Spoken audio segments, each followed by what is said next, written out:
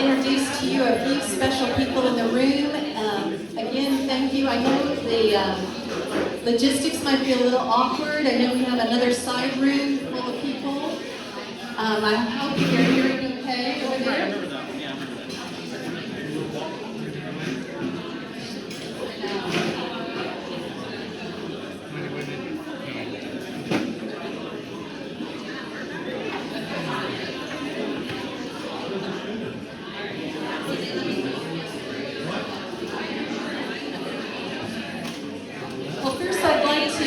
Start out with a few thank yous. I really want to thank Mary Ellen for opening up the Market Street Cafe for us tonight. So thank you very much.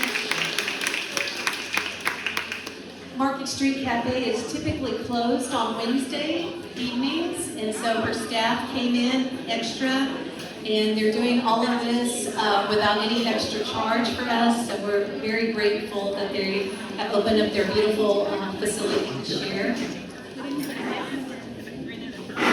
Tonight, there is a bathroom down this hall if you need to get to the restrooms, and we're going to kind of have to be squeezing around each other, so please bear with the room, and we're doing the best we can. This is our first time to try a big event at this restaurant, so we're trying to figure things out as we go here. Tonight, besides having two special presenters, we also have some other health-related tables or booths.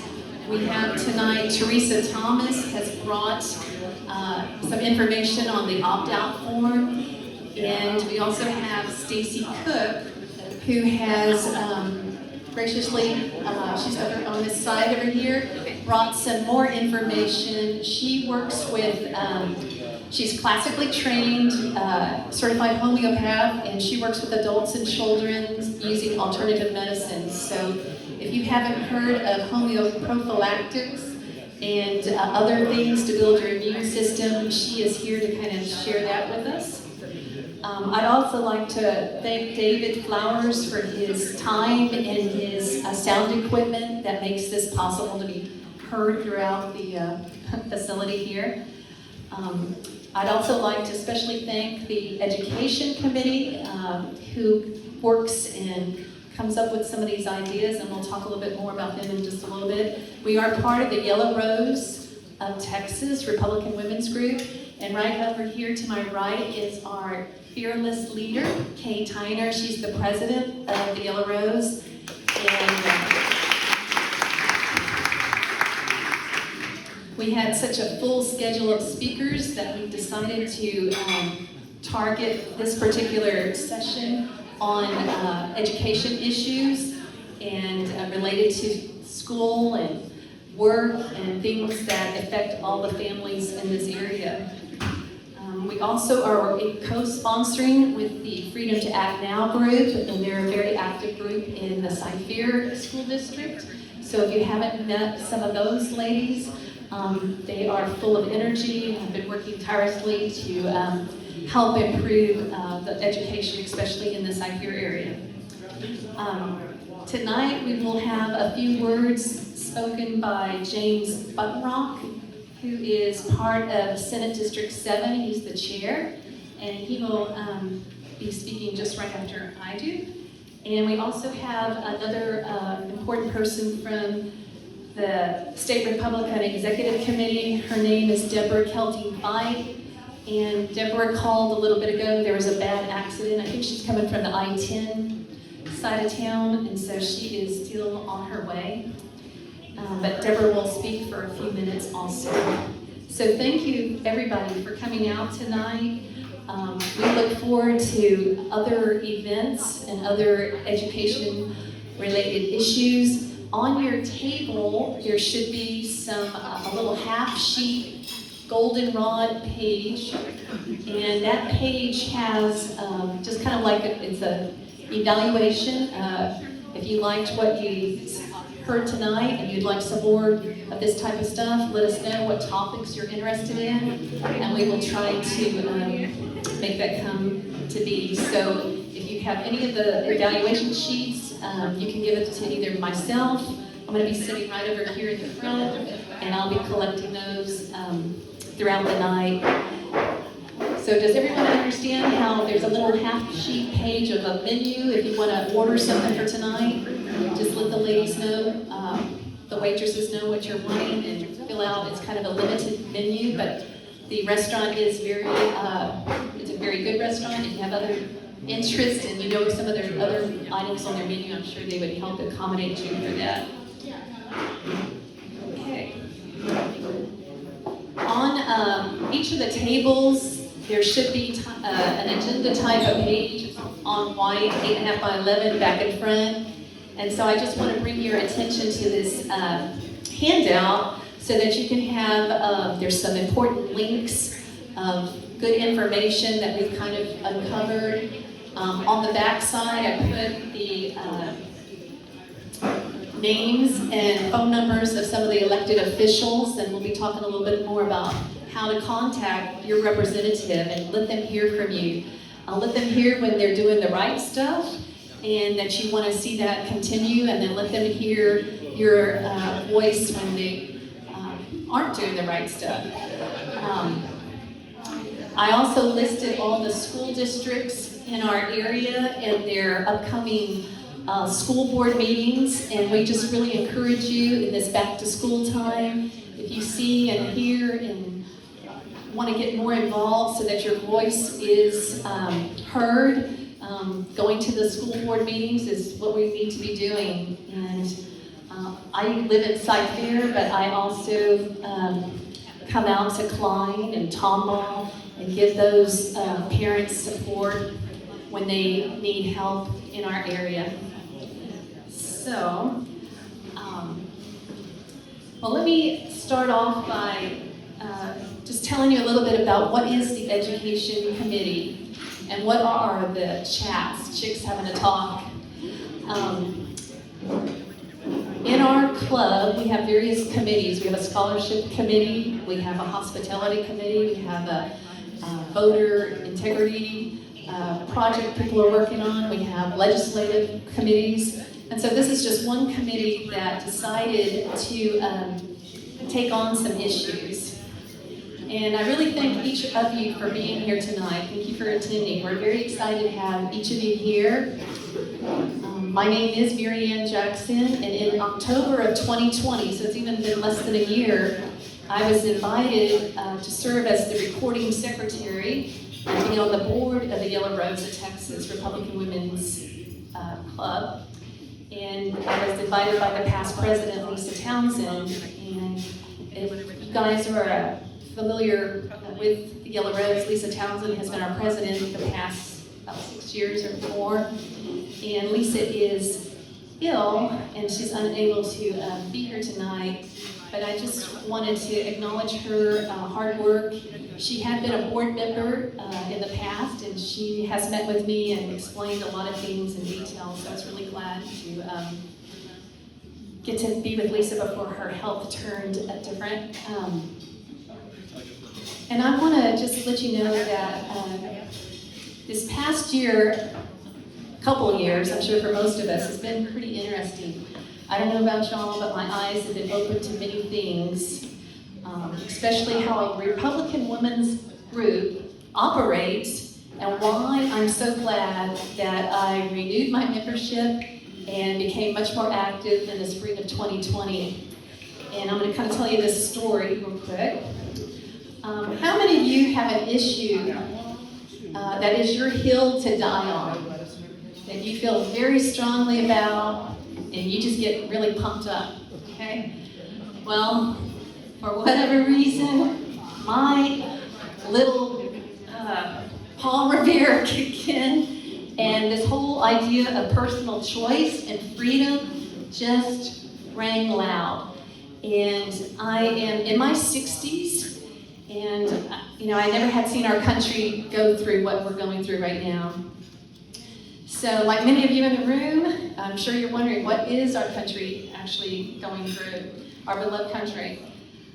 Tonight, we're going to be blessed with some other strong freedom lovers, and I will be introducing them throughout.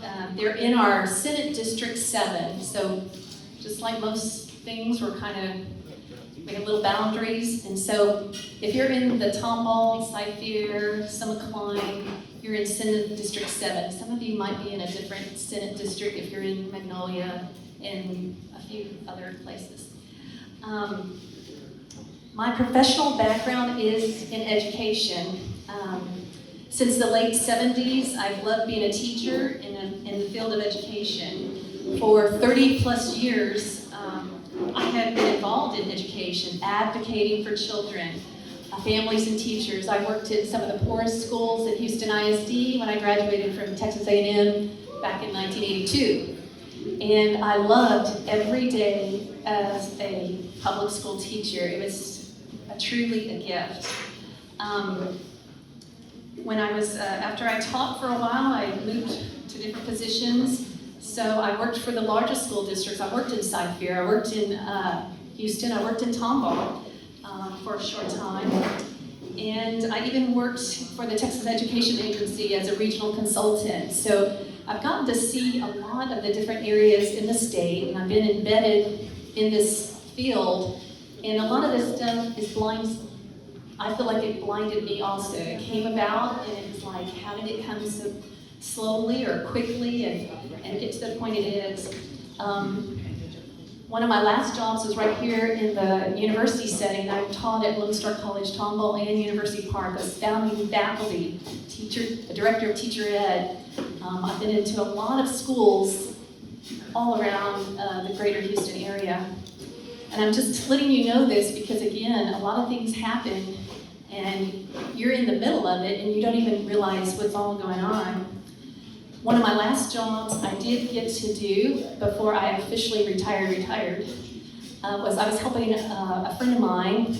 He just so happened to have been a senator in the state of Texas. He asked me to help him with analyzing different education situations. And so for a brief period, I got to kind of sit on that side from a different perspective, looking from what the legislatures, how they see stuff and what they're concerned about.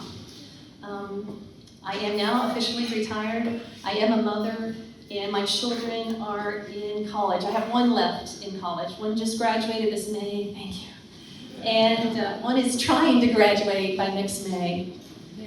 So how does all this tie together? Well, as a mom, as an older mom, I was watching on social media, and there were a lot of groups that said, unmask blank ISD, from Belton, Amarillo, Austin, Magnolia, Tomball, C.H.A.T, all these different places across the state, and I started asking if I could be in their group. And I started listening to what was happening on the school boards and how they were treating the parents. And I was listening to the parents, the conservative, Republican moms struggling, trying to get someone to help them and going, and many times doing this all by themselves, standing up to these school boards. And so one day I told my husband, I said, they're gonna have this little get together, and I wanna go help these moms. And so I just grabbed my tablet and went over to the place these moms were working and meeting. And when I got there, it was a hodgepodge of people. There were people that were homeschooling moms. There were people in private schools. There was a young man who didn't have any children. And you're wondering, why are we all together? What are we all concerned about? We were all concerned about the same issue. We're concerned about the young, the children. So my heart was really torn, and I watched these moms, and so we started getting together more often. I was watching them on social media, corresponding with them a ton. And I encouraged the moms that they needed a group like the Yellow Rose. They needed a group that was well established, that had political connections, that could help them learn how, when something's not going the way you want it to go, how to make it change.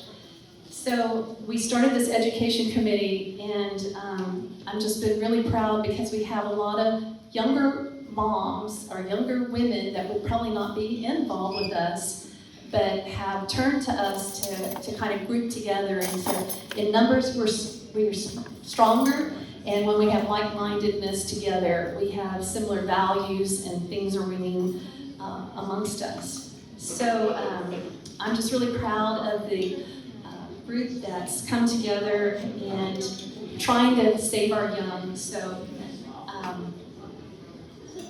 I just really encourage you, if you're not involved in a group and you have this similar hill to die on, that you check out the Yellow Rose. There's many of them in different locations across the Houston area.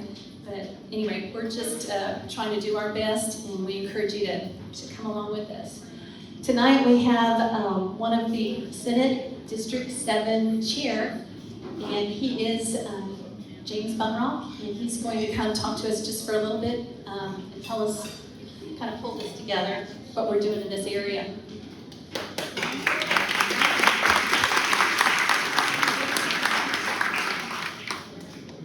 Well, thank you for that introduction. I became a precinct chair before I knew what one was, and that was back in 2016. Now I have the privilege of being the Senate District 7 chairman, so there are 165 precincts in my Senate district and 135 precinct chairs in that district.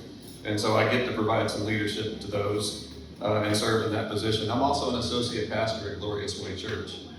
And I wasn't always politically involved.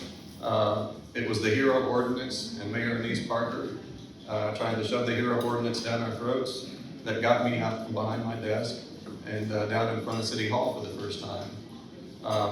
I recall a minister back in the day, John Peter Muhlenberg. He preached a sermon out of Ecclesiastes chapter 3, where it says there's a time and a purpose for everything under the sun. And then he said there's a time to preach and there's a time to fight, and the time to fight is right now. Amen. And the time to fight is now. When he did that, he shed his clerical robes and revealed the Continental Army soldier's uniform underneath, and he recruited 300 out of his church that morning to go to war against the greatest military power on earth. About 3% of the citizenry of the U.S. at that time joined against the British. And so these are normal people who went to war for the right cause, and we won. And we did it with the help of God, and we're not going to win this fight that we're in now without the help of God. Amen. So I'm not going to be long. I was taught, blessed are the short-winded, for they shall be invited back. But Deborah Kelting Fight, and she just walked in. There she is. She invited me to be here tonight. She asked me to share with you what I shared with our congregation at the end of the sermon this past Sunday morning. Now, I heard allusion to just now that we've all got a hill to die on. I recommend that you don't die on any hill. If I can reference Patton, you don't win a war by dying for your cause. You win a war by making the other poor sap die for his cause. I edited that right there. I wanted to speak to the purpose of education. The original purpose by our founders in the 1700s for education was threefold. It was 1, to teach the love of God, to instill the love of God in our kids. 2, to instill the love of country into our kids. And 3, to instill the love of family into our kids. Why would you put country ahead of family? Well, the reason for that is, greater love hath no man than he laid down his life for his friend, for his brother, for his fellow countryman. And so we put country first because if we don't love our country enough, it will very soon become the enemy of the family. And that is exactly where we are today. The country has become the enemy of the family. I'm going to read to you out of Matthew chapter 18. I'm going to skip ahead. I'm not going to do the whole thing that I did Sunday. But in verse 6, Jesus is talking here. His disciples have come to him and asked, who is the greatest in the kingdom of heaven? And Jesus calls over one of the kids and relates to them that we've got to become like one of these little children. And then he says this, but whosoever causes one of these little ones who believe in me to sin, in Luke 17, it's the same account, but it causes one of these little ones to be offended, to offend one of these little ones. It would be better for that person for a millstone to be hung around his neck and for him to be thrown into the sea and drowned. I didn't say that. That's what Jesus said. And so I'm reporting that. So think about that in today's terms. If I said that it would be better for me to take a pistol out and put a bullet in the head of somebody who was about to offend one of these little ones, that would be horrendous. And I'd probably be run up on charges. But Jesus said it would be better for that individual that they be drowned with a big stone hung around their neck than it would be for them to offend or cause offense to one of these little ones. Those are some pretty severe terms right there. And then he says, woe to the world because of offense, for offenses must come, but woe to the man who causes these offenses. So I looked at what the word offend means. In the Greek, it means to entrap, to trip up, to stumble, to entice to sin, or to cause to go over all the way over into apostasy, which is the complete abandonment of one's faith. And so anyone who would cause somebody to abandon their faith entirely, to cause them to trip up, to be enticed to sin, to entrap them in this way, it would be better for that person if they would have just died instead of causing one of these little ones offense. And so that's the context right there. Now I'm going to quote to you Antonio Gramsci. He was a Marxist philosopher roughly 100 years ago. Ironically, it was under Stalin that he was arrested and imprisoned. And while he was in prison, he came up with these philosophical profundities. And one of these I'd like to read to you in his words. He said, socialism is precisely the religion that must overwhelm Christianity. Socialism is the religion, he calls it a religion, that must overwhelm Christianity.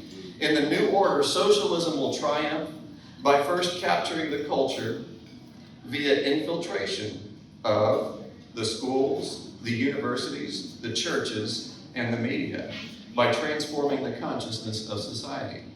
He predicted over 100 years ago the way Marxists intend to win this war, by infiltrating schools, universities, churches, and media, and transforming society, and that socialism is the religion that must overwhelm Christianity. And that is pure evil. It is demonic, it is anti-God, it is anti-Christ. Marxism is evil. Marxism of the day relied on class warfare, pitting one class against another. Critical race theory, you hear that mentioned and thrown around a bunch today. Critical race theory, C.H.A.T, is Marxism repackaged. Instead of class warfare, it is race warfare, pitting one race against the other. The end game here is not to do away with racism. It is not to solve the race problem. It is a tool used by these evil people to pit one group of people against the other for the purpose of tearing down our society, the fabric of our society, our nation, our founding principles, and installing something completely, totally different and anti-Christ. That is the purpose. And so much today, we've heard different buzz phrases, catchphrases. You've heard systemic racism, racial equality, diversity, equity, inclusion. And those mostly sound good on the outside. I mean, what's wrong with diversity? What's wrong with inclusion? Equity sounds like a great word. I've got equity I'm building in my house. I'm happy about that. So equity sounds good. But the way that they use it and the definitions that they assign to it are very deceptive.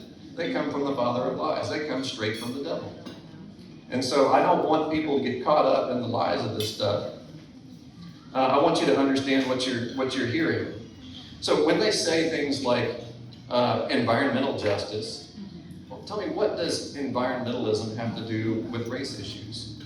Literally nothing. But they'll assign race issues to environmental justice and bring race into something that is completely unrelated. Systemic racism says that any group differences are completely due to the vague system imposed on others.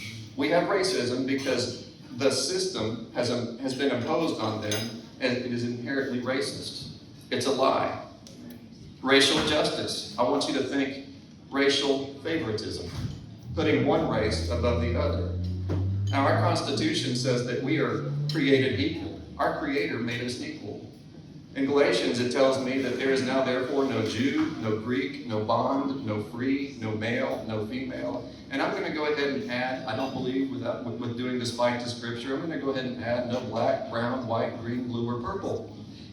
That scripture is saying those things that you relate to in the natural are not things that we need to be relating to in the spiritual. When we are born again believers, when we are sons of the Most High living God, when we receive Jesus into our hearts, we are fully identified with Christ and no longer identified with our gender, with our race, with anything else. Nothing else matters. And so anything outside of that is antichrist because it goes against his word. When you hear diversity, it is an attack on merit because industries and businesses feel like we got to have a diverse group of employees. And so I've got too many of this group, I've got to bring in some more of this group. So I start overlooking merit so that I can bring in somebody of a particular color. That's evil. That right there is racial favoritism. Social justice. You hear that word, social justice. Justice is good. Social justice is evil. It's group entitlements. The word equity is equal outcomes. And it leads to the state management of a society, including reparations. It is forcing equality of outcome by any means necessary. It means we're going to have an equal outcome, and we'll do whatever it takes. We'll step on whoever we must. We'll put down whoever we must to ensure an equal outcome. You know, you don't breed champions. You don't breed excellence if we just say everyone's equal in outcome. We let people strive and thrive and work and struggle and perform, and we ought to be judged on our merits, not the color of our skin. I can think of another somebody who said that. Can you? Critical race theory. It is race-centered thinking. It is the view that all differences and disparities are due to racist system.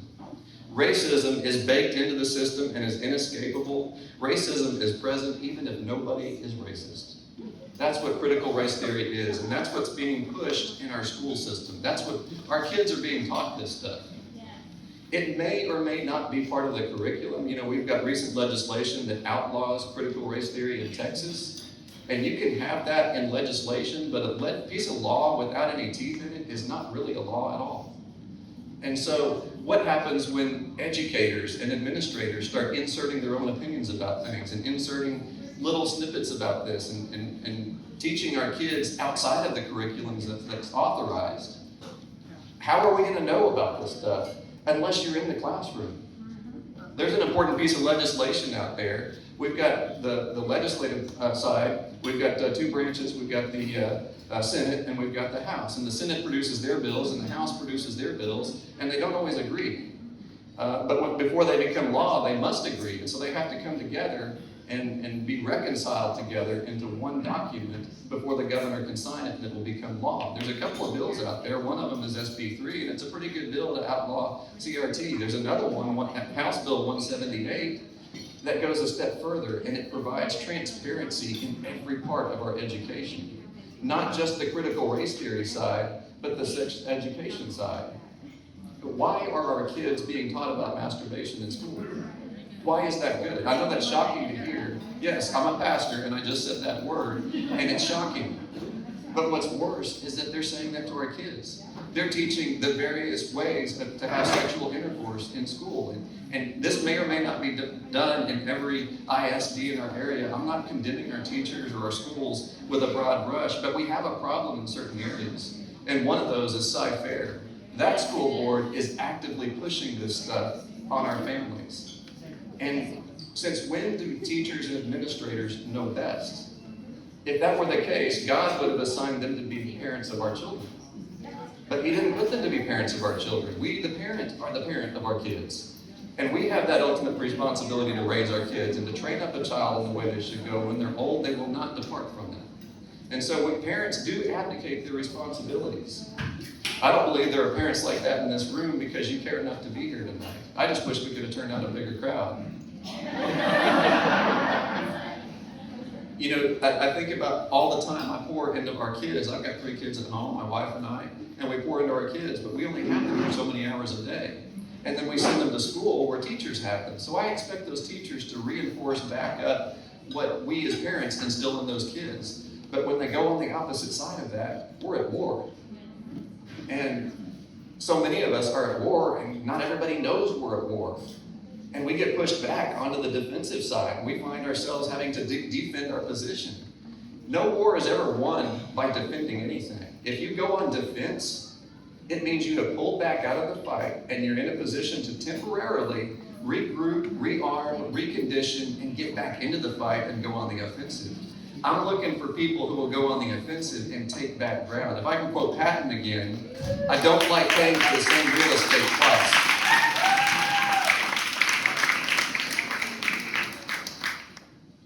I just wish there were more churches that were awake. You know, it was shameful.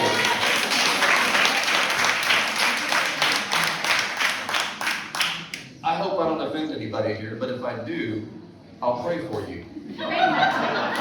It was shameful for me to see how many churches so quickly gave up their right to practice their freedom of religion at the beginning of this pandemic, and they willingly closed their church doors. And so if I were looking for a church who is active in the fight, and I was wondering, where should I go to church? I'm looking for a church who's not afraid of the gospel, who's not afraid to go and do what's right, to put their money where their mouth is, and to get involved. I would look for a church that either was only closed about that long or opened back up, or never closed at all. I'd be looking for churches like that. Where are you? We are in the Willowbrook area. So Champion Forest Drive, south of 1960. Glorious Way Church. So I'm going to do a couple of things. I'll leave a couple of cards up here that got my contact information. Don't take the card, take a picture of it. Because I'm not going to leave a card for everybody. If you want to know, I'll leave the cards here. A couple of Sundays now, I've stood up in the pulpit and requested people in our congregation to get in the fight. And how can they do that? Well, there's all kinds of ways to do that. Specifically, I'm asking them to run for a position. This nation was not meant to be run by professional politicians, career politicians who build a career. This was meant for normal people to go and serve their nation in office and to serve the people of this nation in that position temporarily, short term. Go in, serve, get out of the way. Let somebody come in and serve. And so we're missing that. And so at the very local level, I mean, I said earlier that they're looking to infiltrate the schools. How do you do that? Get in the way of infiltration. We need to serve in our schools. We need to serve on our school boards. And so I ask people in our congregation, who's willing to run for office, to help somebody who wants to run for office, or to donate to somebody who wants to run for office. It takes all of us. I'm not asking for much here. Just 3 things. Your life, your fortune, and your sacred honor. Is that okay? Not much. But we've got to get in the way of evil. And you say, well, I'm not qualified to be on a school board. You might not be qualified, but are you mad enough to run for the school board? Are you willing to be part of the process? Because competition is going to breed excellence, and it's going to let somebody else rise to the top and shine who should be in that position. Iron sharpens iron. So by running and not winning, you didn't lose. You helped sharpen somebody and get them to the top so that now we can get behind them and help them do what's right and put more pressure on them to do what's right than they feel to do what's wrong. And so I've got a sign-up sheet here. I'm going to leave it here. And I'm going to ask that Deborah Kelting, when she leaves, wherever you are, I want you to take that clipboard and get it back to me. It's an information thing. I want to know your name. I want to know email address and phone number, what ISD you're in, and what it is you're willing to do. I'm willing to run. I want to be a candidate for school board. Do we have any candidates for school board in here? Yes. Thank you for running. We got how many candidates? We got somebody right over here. Go ahead and stand up.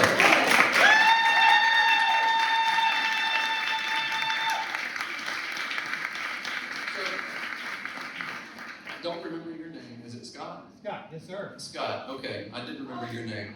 So if you don't mind, yes.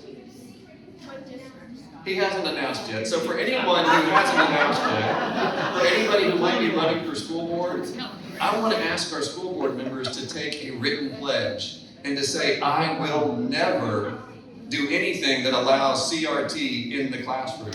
I take the pledge to ensure complete transparency in the classroom so our parents can know what is being taught. I want to see our school board candidates take a written pledge. It's easy to get up in front of a crowd and make a promise here and a promise there and another promise here, but when you sign a pledge, you signed your name to it and it means something. And so I'd like to see that of our candidates going forward.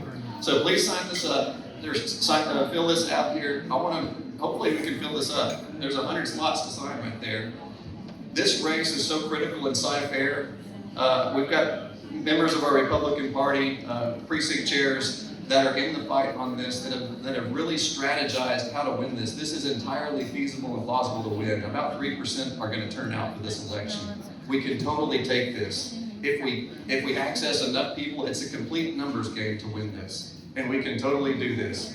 But it's being estimated that we're going to need about 40 or 50 people to go out weekly, once a week, and knock on doors and make phone calls and educate people about our candidates, and do that for 11 weeks.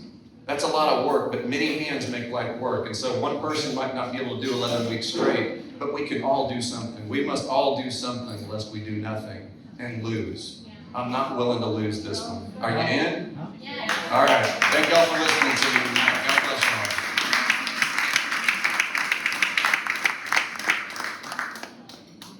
Thank you, James.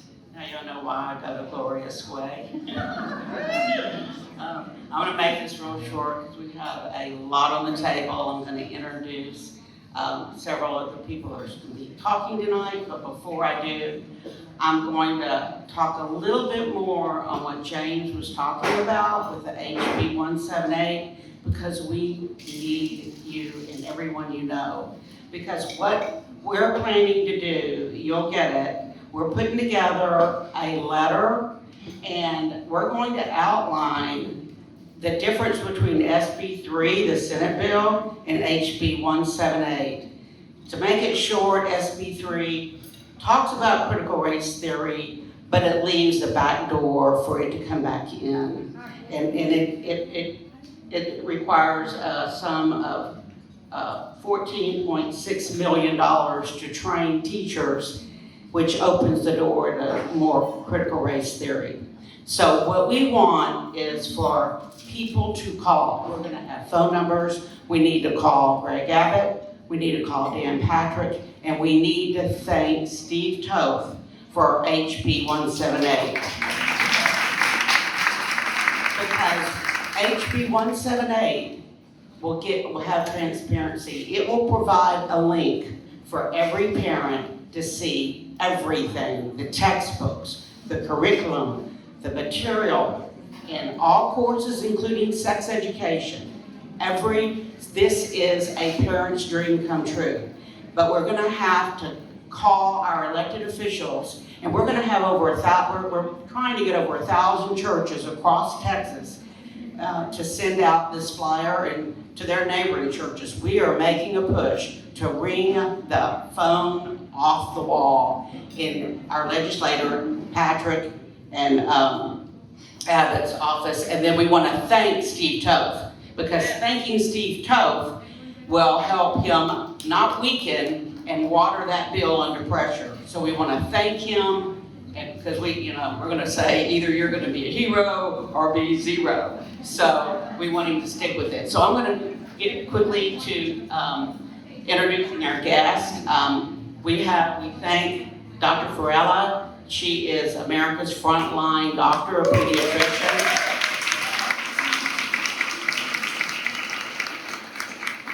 And she's going to be talking on the dangers of administering a vaccine to our children. And I may go ahead and introduce everybody so it'll save on time. Then we're going to have Jennifer Bridges.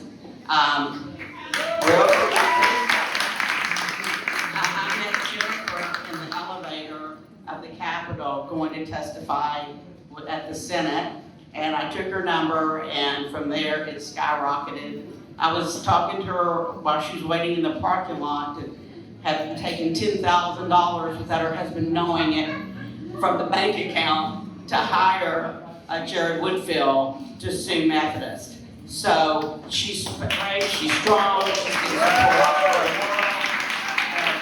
we thank her for standing strong. And then last, we're going to have a video of a father in El Paso whose son was 16 years old, very healthy, and took the vaccine, and 2 days later, he died from an inflamed heart. And so he's making the push. So anyway, we have a jam-packed night, and thank y'all all for coming. This is amazing. Thank y'all.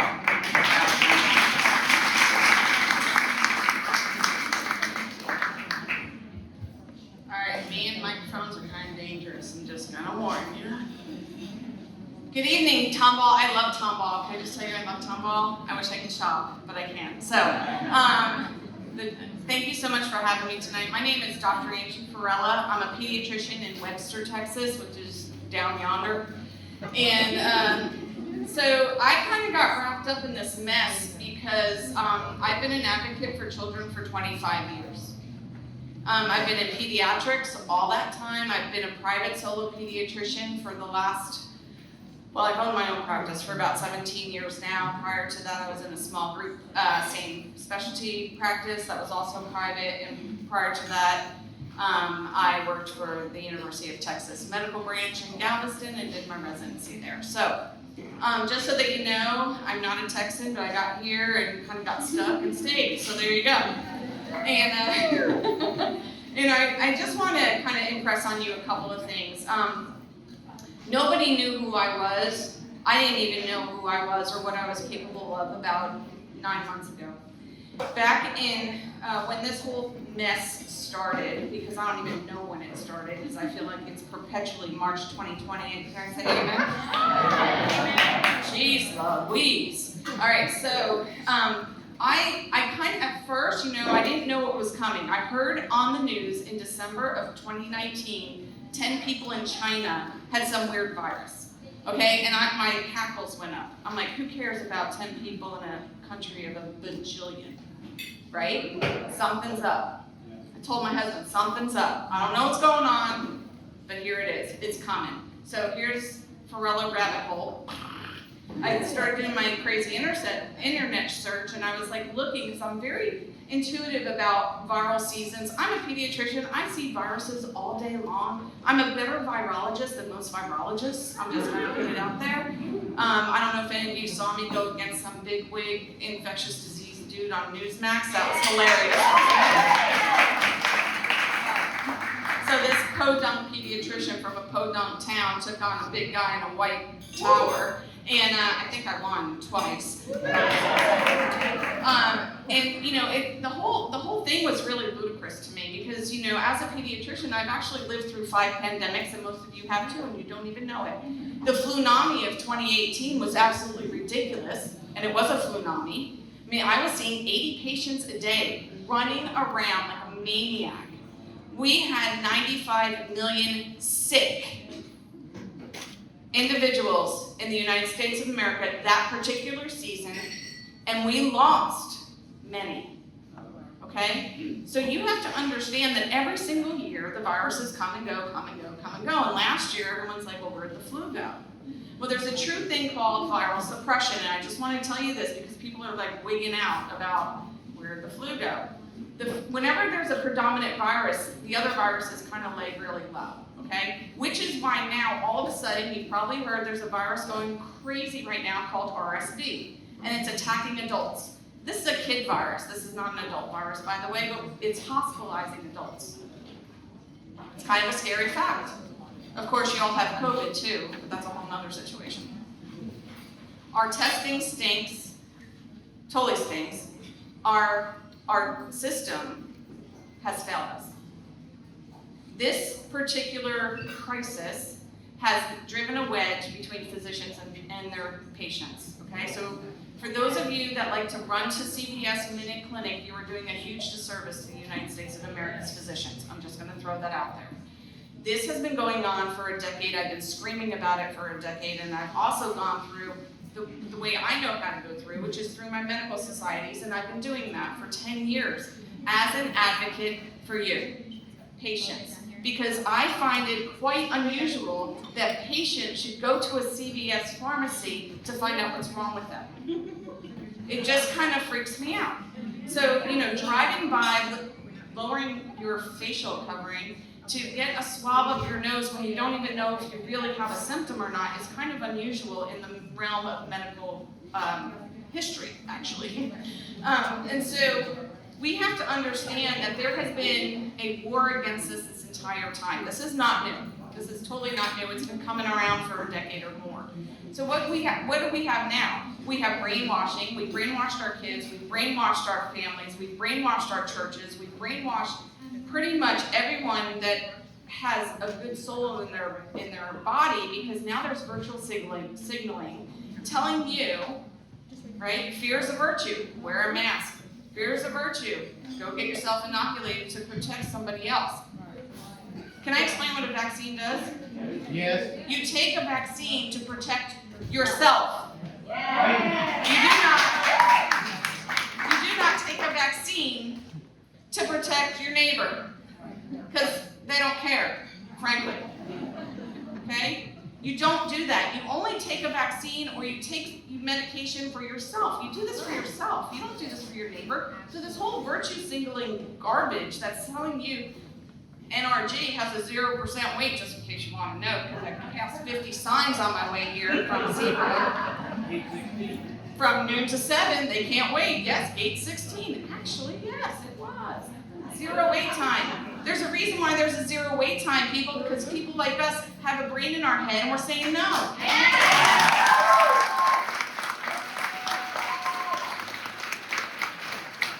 If you are recovered from a disease, you do not need an inoculation for it. Let me reiterate that. Yes. If any of you in this room have had shingles, and I know some of you are older than me, shingles can pass to a child as chickenpox. So if a kid happens to get chickenpox naturally that way, I, as a pediatrician, am not going to give them a varicella shot, because guess what? They're immune for the rest of their flipping life. Right.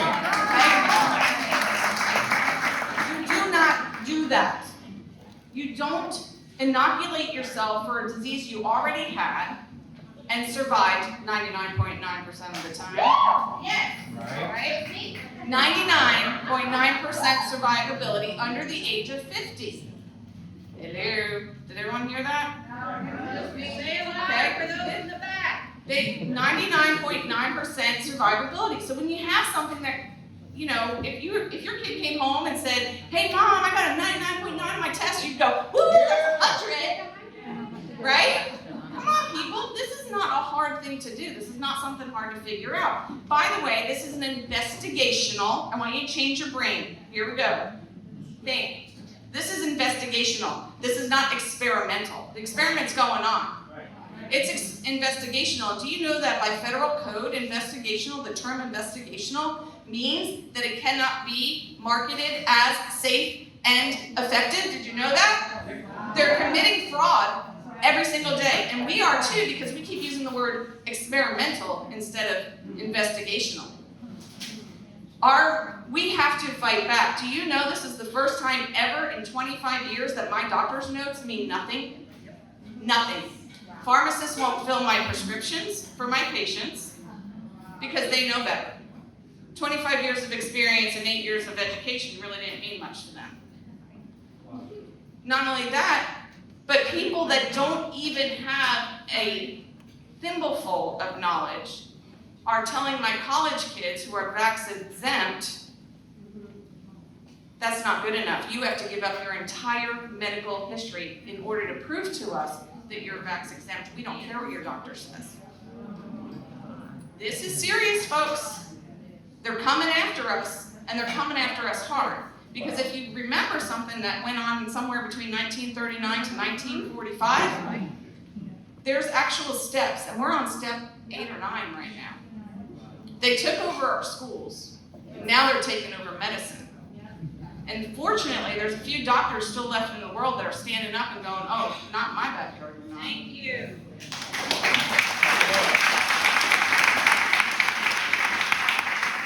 So a couple of things that I need you to do, because mandates are coming, they're coming hard. Thank you, Jesus, we have Governor Abbott, who at least has some fortitude right now about, yes, some. I said some. Hey, we could be in Michiganistan. Okay, we're in Texas. We got something going on. But we have to, not only, now, I hope no one lives in, well, I live in Harris County, unfortunately, where I have Dora the Explorer as the county judge.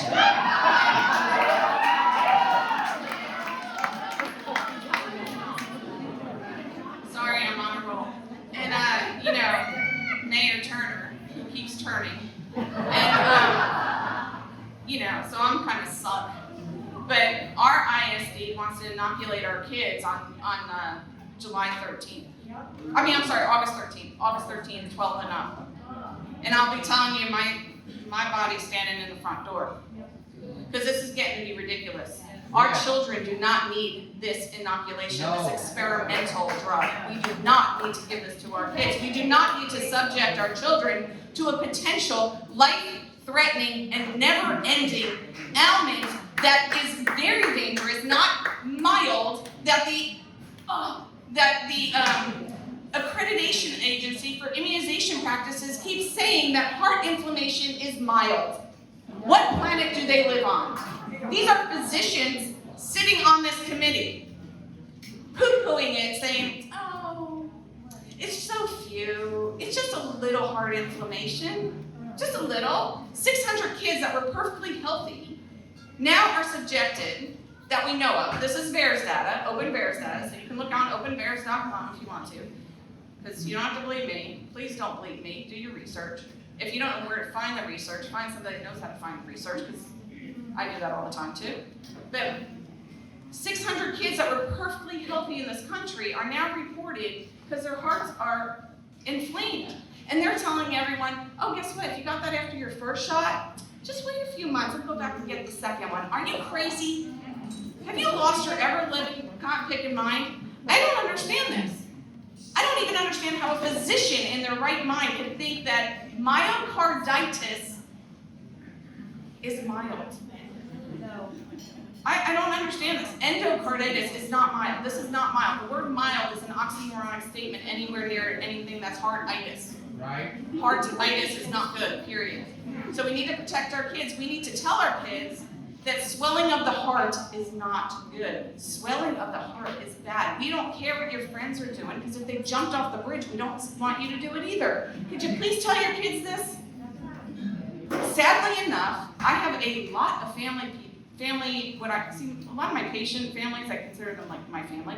So like my families come in, I have people that I have given every single vaccination to their child. Do you know that they never even call? They call me about butt cream. True statement. They call me about what kind of cream to put on their baby's butt, but they went out and took their 12-year-old to get this crazy investigational drug without even telling me. And do you think, if all of y'all know who kind of heard about me, I'm gonna guess, do you think my patients in here that where I stand? Do you think? I mean, they've been in my office for years. And now I am praying daily, like a maniac, for the safety of those children. That I did not have a chance to even say, absolutely not, please don't do this to yourself, please don't. You don't need this shot. This is a Nuremberg violation, of course. I mean, this is all pretty simple. And I think, I think it hits me really hard because my mother actually survived the Holocaust. And so she came from a German camp back in the 50s. She actually lived in the camp, didn't get here until the 50s. So a lot of Americans don't know that history. It wasn't that long ago. It wasn't that long ago, and our greatest generation's fading away. My mom's gone, so it's left to me to tell the story. It's left to me to never forget. Just like 9/11, we say, never forget, never forget, never forget. I will not forget 1945, when the American GIs liberated my mother's camp, and she got her first taste of chocolate ever in her life. And she was fortunate to be on the American side, because my mother was a Belarusian. She was from Belarus, Russia. And she wasn't a Jew. She wasn't a Jew. As a matter of fact, she was an atheist. So they took everyone. And you know what? They're taking everyone now. They're taking our kids. They're going after our kids. And I hope this is bringing chills up your spine, because it makes, like, my hair standing up every time I talk about this, because we're all blindly walking around saying, we have a few new freedoms, so we're okay. We don't have to wear a mask right now, so it's okay. It's not okay. It was never okay. It will never be okay. It's okay. Please don't. I don't want to render it. It'll never be okay.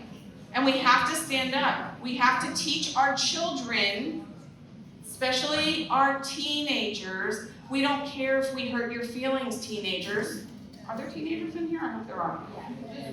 Just yours? Okay. But we cannot worry about hurting their feelings. We cannot worry about hurting a 20-something-year-old feeling because they're nuts right now. Some of them have lost their ever-loving minds. And they're virtual signaling their parent. They're telling their parent, I will not let you see your grandchild because you don't have some crazy vaccine. Didn't you raise them? This is nuts. I mean, I'm seeing this left, right, and upside down. And right now, in my office, every day I hear, and I'm sure you do too, every day we're hearing how vaccine, someone has to show their vaccine card to get into a certain, establishment or whatever. I'm going to tell you right here and right now, I'm looking for employees and I don't want someone that's vaccinated. They will not step foot in my office.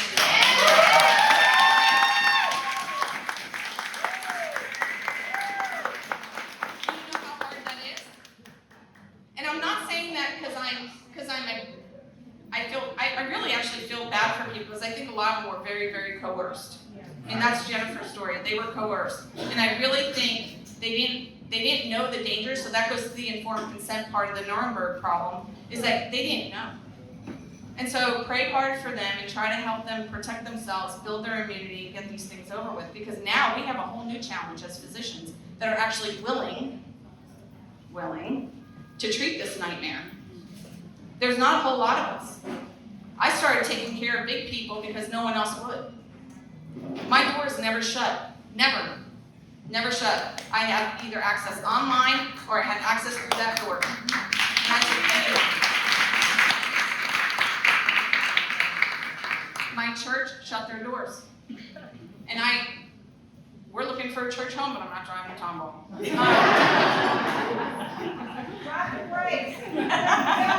It is crazy. It is crazy, crazy, crazy. We are in a war, and sadly, this is going to become like a civil war because we are actually going to be at war with our neighbor. Yeah. I'm at war every day with my peers. I honestly don't know what happened to physicians. To this day, I'm flipping out. The Hippocratic Oath. Some people think the Hippocratic Oath is not a big deal. It's a huge deal for a physician. It's a huge deal. First, do no harm. Amen. And I can tell you, as an advocate for children, I became an advocate for families. I became an advocate for adults. I don't like big people. I love y'all, but I really don't like to treat big people, but I do it because no one else will. Truly, I really don't like big people. I don't. Y'all are a little too needy.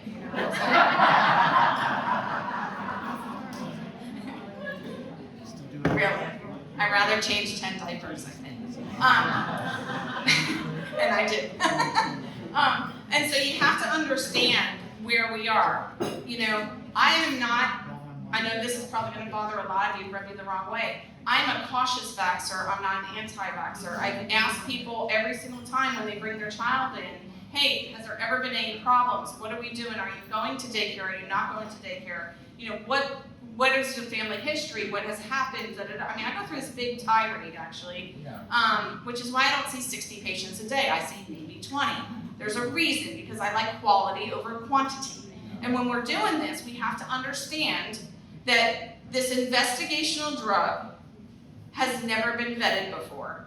People that would not buy a first-round vehicle are just running to be first in line. I just can't understand it. You wouldn't buy, all right, some people would buy the first iPhone. I get that whole thing. It ain't me. But there's vaccines that have been on the market that I didn't put in my office for years and years and years because I said, let's wait. I just want to see, is there any harm in waiting? And the answer is absolutely not. Absolutely not. What's the rush? There is no rush because here's a newsflash. Are you ready? Pandemic's been over since like January.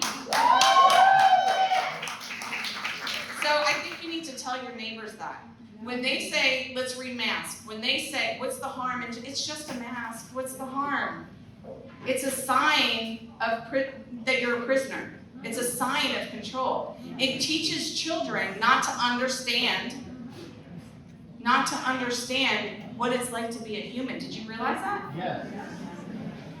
It is people are worried about the autistic rate right now. My prediction, 2 years, absolutely nightmare. It's gonna be through the freaking roof. Because we have parents that live in their own homes with masks on with their children. I am not kidding you. I am totally serious. And it is, driving around your car with a mask is dangerous. I run the other way. I start to turn. That is the CO2 levels under that mask. It has been proven. Do you know they had to retract that study because it was too good? Semantics made them retract the study. Those kids are at levels that are 5 times higher than OSHA would allow an adult to do it. So it's okay to sub over 8 hours. That study was done in 3 minutes. 3 minutes! And the younger the child, the higher the CO2. And that's with them sitting in a chair. These schools that are putting masks on kids to run around on a track have lost their marbles. Yeah, it's Texas, people. The virus dies at 76 degrees. We haven't hit 76 degrees as a low in about 4 months. I'm just gonna go there. It's freaking hot in Texas. The virus dies. I promise. It's freaking hot. Go outside, sweat it out. Tell my patients that all the time. The worst thing you can do is hang out in a room, in a dark room. Get outside, walk, sweat it out. You need to do that. This is just like any other virus. It's just like any other virus. Turnaround time is 3 days, not 10. 3 days. Just like the good old flu. 3-day turnaround time. When I get a patient that's sick, 3 days later is their spouse. And there it goes. Usually it stops there, but kids don't get it. Kids don't get it. If they get a cold, they get a cold. There's a few kids that'll get a little respiratory stuff. Guess what? Albuterol and budesonide work just fine in that case scenario. Use it. Use it. Our system is so broken that adults that walk into an urgent care or walk into an emergency room asking for help to learn to breathe, just to breathe, are being turned away with zero, and I mean zero treatment, which 2 years ago, nobody, if you licked your finger the wrong way, they gave you a Z-Pak and prednisone. Seriously. Oh, you have a cut? Let me give you a cortisone shot. Seriously, that is life-saving here. The medical nihilism that's going on right now is criminal. Yes. It's malpractice. Yes. And there has got to be a pushback. If you hear that your doctor, and I don't advocate you suing your doctor, okay? I'm just gonna say that. But what I'm telling you is you need to educate them sometimes. You know, this has been a very sinister plan. For about 10 years, direct-to-consumer advertising has been going on, okay?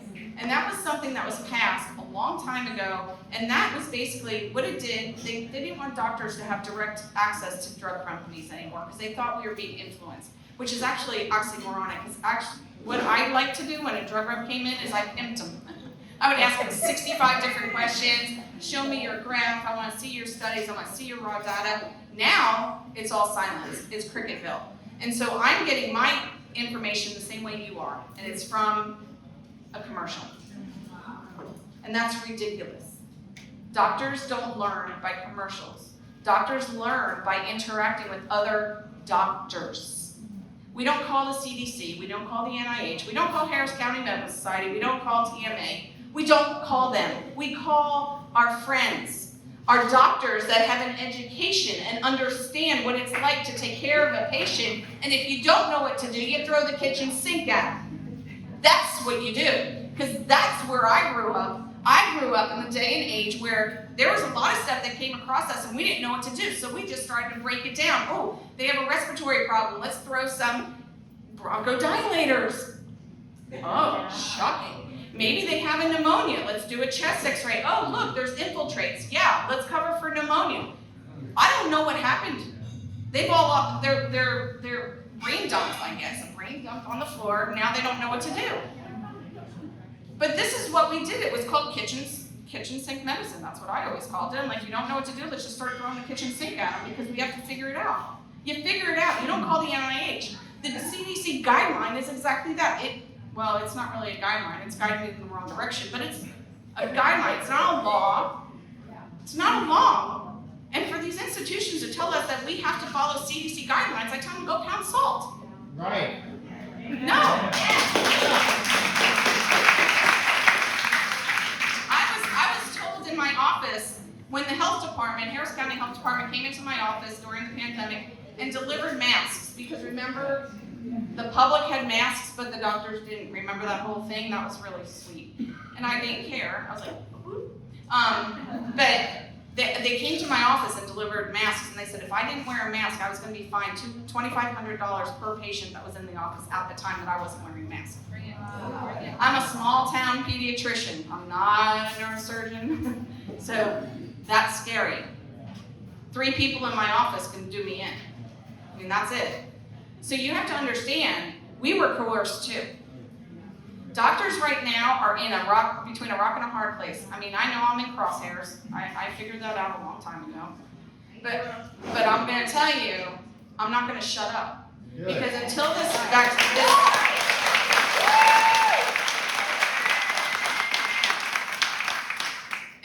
investigational, say it with me, investigational jab, inoculation, if you want to be It's real. not a vaccine. It is not a vaccine. It is, like I said, an investigational inoculation with an unknown drug that causes problems to your genetic milieu. That's what it is. And if we don't start saying that out loud multiple times to our neighbors and to our friends and to our children and to our teachers and to our administrators and to our bosses and to our universities, if we don't keep doing that, we're all going to be rounded up and the boxcar's waiting. Don't be a good German. Don't be a good German. Thank you very much.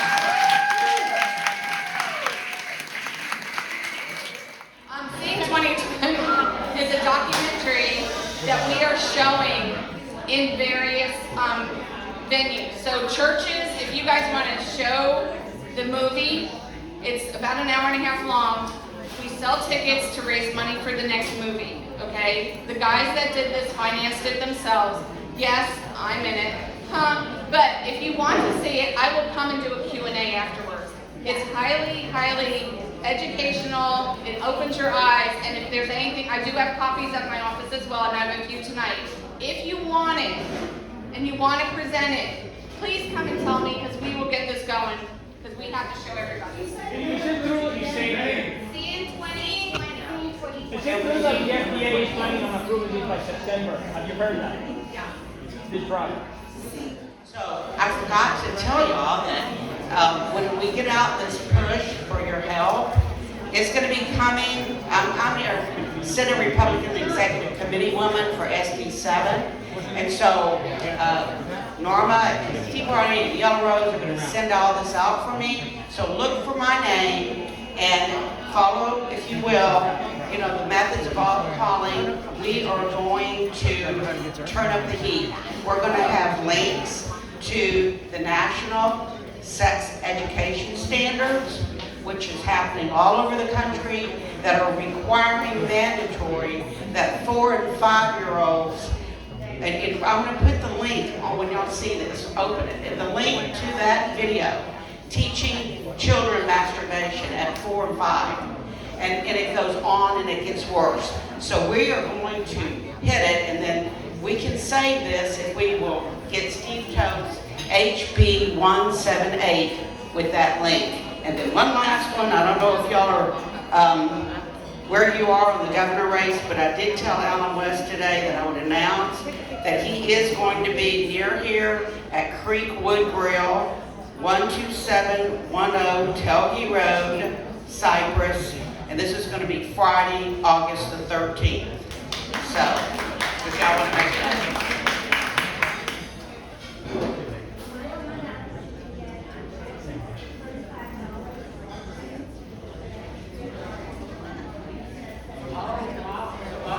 Norma says all you need is a good RX card, and you can get the ivermectin and hydroxy at Walgreens for $35.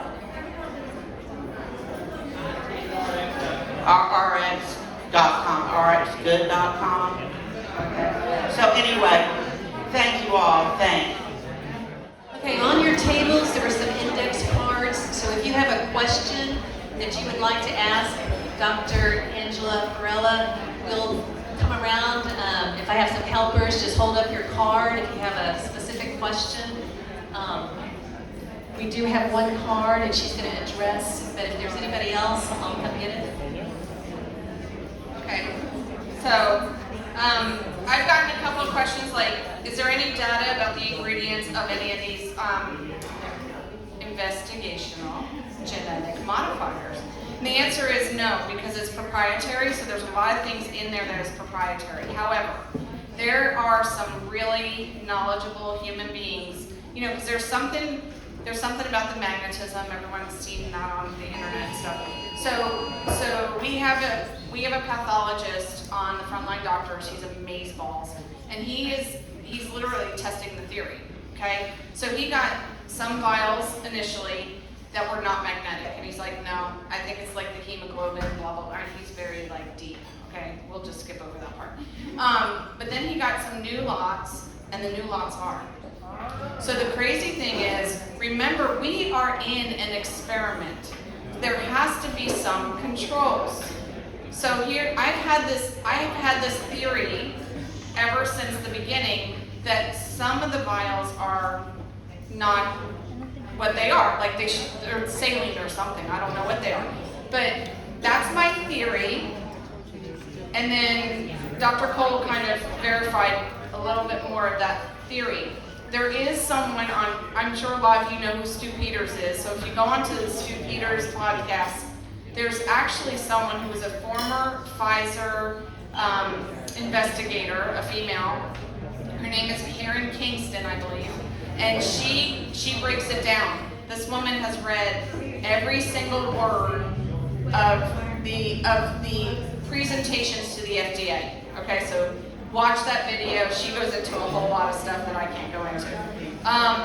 Has anyone analyzed the COVID-19 viral cell? Okay, so here's some earth-shattering information. It's a bioweapon. That's not earth-shattering. The spike protein is the problem with COVID. It is not naturally occurring, we know this. And people that get inoculated do spread the spike protein. Okay? It's called shedding, and it's a real phenomenon. And this has been documented even in my own office with me. I am very sensitive to people that are shedding. So I combat it with something called N-acetylcysteine. So I would highly recommend that all of you get on N-acetylcysteine, N-acetyl is A-C-E-T-Y-L, cysteine, C-Y-S-T-E-I-N-E. Comes in, yeah, it got pulled off the FDA market. Hey, did you know that? Because it works. Does this sound familiar? It works, but it also is available by prescription. So you can tell your doctor you want some NAC, it's also known as NAC, NAC, 600 milligrams daily. You can use up to 4 pills a day, okay? So if you have more questions on that, we'll do that later. And then it says, okay, the Conroe ISD meeting, what's it say? Can you please come over? Oh, do I speak at ISD meetings? The answer is, not unless I get to my CCISD one first. So Clear Creek ISD has a new superintendent that needs the boot. Yeah. And he's all for CRT and all this stuff. And I don't know about you, but League City, everyone knows where League City is. League City is probably one of the most conservative cities in the entire state. They're big Second Amendmenters. And they have this crazy superintendent. And so we are fighting them tooth and nail. We have organized parents to be present at every single ISD meeting and give them pressure to make sure they have eyeballs on us and we have eyeballs on them, so that they know we're watching. So every single ISD needs a group of people to, even if you never speak, it's fine. Just stand there and stare them down and let them know that you're watching. Because they're your neighbor too. And people only know what you tell them. Oh, look, I'm so popular. Let me see. Oh, good gosh, I can't read that. Hold on. Okay, 3 good arguments against the jab. 1, it's investigational. There, that's all you need. 2, it causes heart swelling. It's not too hard to figure that one out. 3, if you survived COVID, you don't need it. Okay? So, and it's dangerous. What about the Delta variant? Oh, the scariants. Okay, so we have scariants. Guys, we're going to have the Sigma Delta Tau scariant. We're going to have the Beta Beta Beta Delta Delta Delta Sigma Tau, everything. We're going to have every Greek variant scariant on planet Earth. Can I just tell you, guess what? You're going to survive it 99.9% of the time.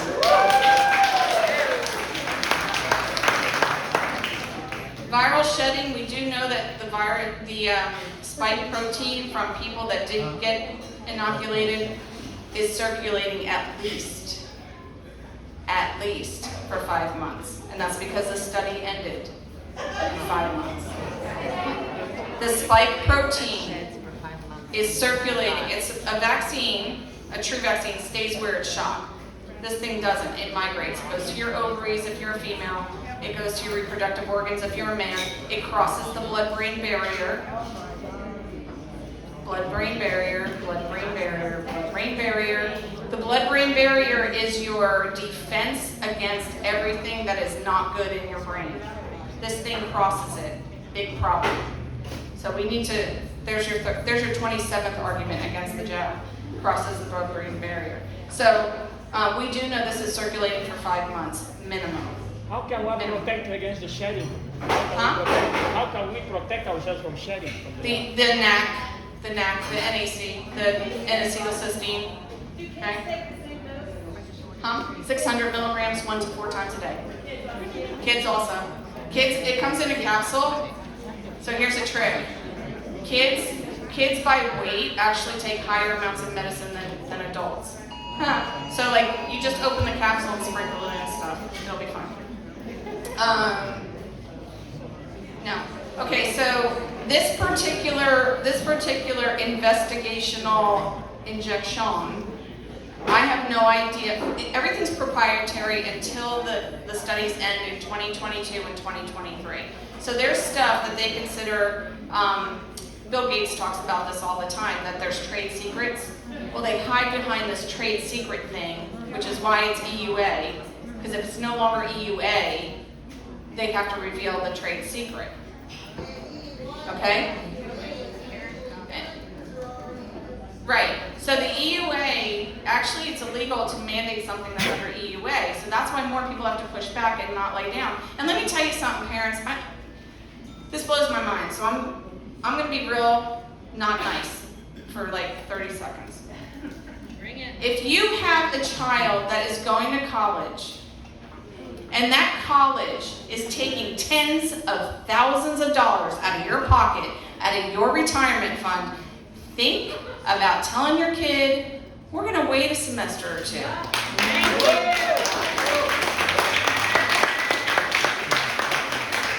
I have already warned my children, you ain't going if this nonsense continues. I've already told them, there's plenty of stuff you can do online. You're not going to a university that doesn't value you as a human being, because that's what these universities are doing. They are dehumanizing our children. We are dehumanizing our people that are so at risk for this inoculation. And I want you to understand this and tell your kids, in the scheme of things, I've lived 50-something years, and 3 months out of my life would not be a big deal. 6 months out of my life, not a big deal. We just lost a year and a half. Not a flippin' big deal. Okay? We're still standing. Tell your college kids, yeah, it sucks. It does. Totally sucks. but your life is more important to me than a piece of paper that goes on a wall that no one ever looks at. And I have a lot of them. No one looks at them. No one asks.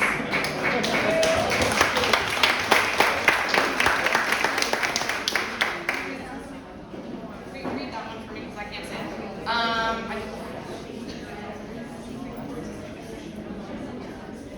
Okay, long haulers. Okay, there's a question about long haulers. Long haulers is a real thing. Okay, so long haulers is post-viral encephalopathy. Again, did I say something about crossing the blood-brain barrier?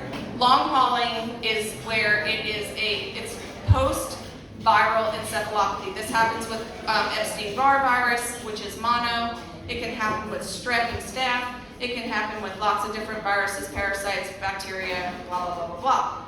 I predicted this when it started. I said, okay, whenever we have a really bad flu season, we get long haulers. People that have chronic fatigue syndrome, things of that nature. Long hauling is an entity. Can I just give you a bit of advice? Don't go to the stupid long haul university clinic, because guess what they do? They go, oh yeah, you have it. God bless. Good luck. They do nothing. Call us. So look for affiliations with, myfreedoctor.com is a phenomenal, we are free doctors. There's a lot of doctors in this country that are standing up for American people, and we're doing what we can. And I can tell you, even the medical apps that are HIPAA protected, they're taking them down so we can't treat our patients. We had, American Frontline Doctors also has that. It was taken down this weekend. We were down for 4 days because they didn't want us to treat patients. They didn't want us to prevent. They didn't want us to. And so they're coming at us from every different direction. So you have to understand, we're working hard. Dr. Ben Marble is the founder of myfreedoctor.com. We do prevention there, and we do active treatment, and we do long haulers. So, and I'm part of that group too. You may or may not get me. You probably won't, but that's okay. Because we have a great group in there. But there's only about 10 docs that are treating the entire country. 10. And I run a full practice. And I still get on there to help out, just to pitch in. We have what, 5 or 6 in Houston, right? Of course, because we're the coolest. Duh. Yeah. So Freedom Doctors in Texas, whoop, whoop, we have the greatest representation. We have Dr. Richard Urzo. We have Robin Armstrong. We have myself. Tom Reed. Huh? Tom Reed out in the We have Dr. Tom Reed. Dr. Tom Reed is another one. He's suing Methodist too. Go Tom. Whoop, whoop. Yeah. Tom got his privileges taken away at Methodist. And they refused his religious exemption. They're coming after us, people. Where's the pastor? They're coming after us. They're not, even the universities are saying no to the religious exemptions. And the military. Oh, Baylor. Oh, okay. Let me just say, I stand up for Dr. Peter McCullough. That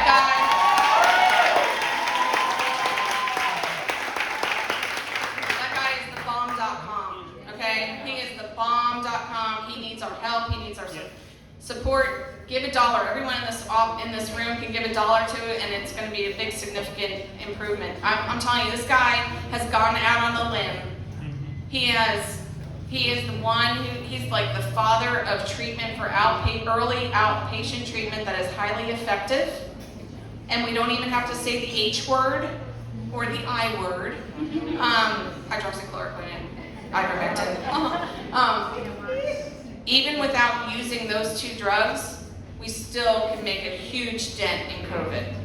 We can reduce hospitalization by 85%.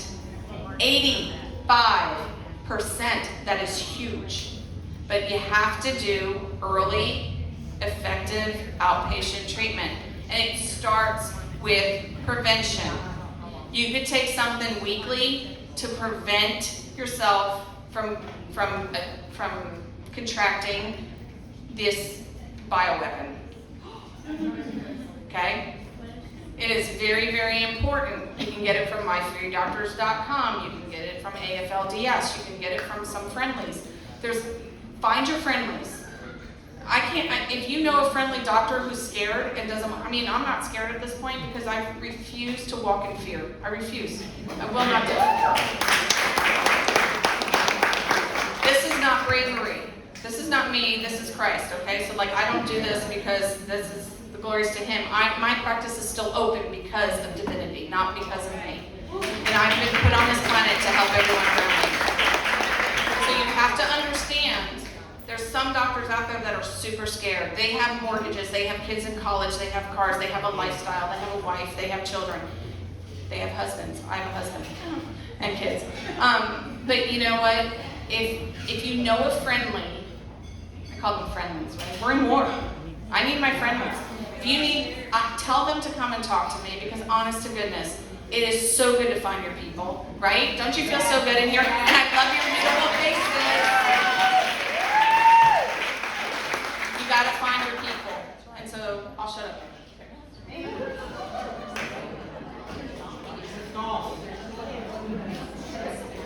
Okay, there's doctors in the room, so, okay, doesn't glutathione provide similar protection? It can, yes. So glutathione, you can use glutathione, you can use Nigella. There's something called Nigella, Nigella. That works. Nigella with honey, you can look that up in a health food store, and I cannot see what that says. I am so sorry. Oh, your stuff. Okay, good, I need that.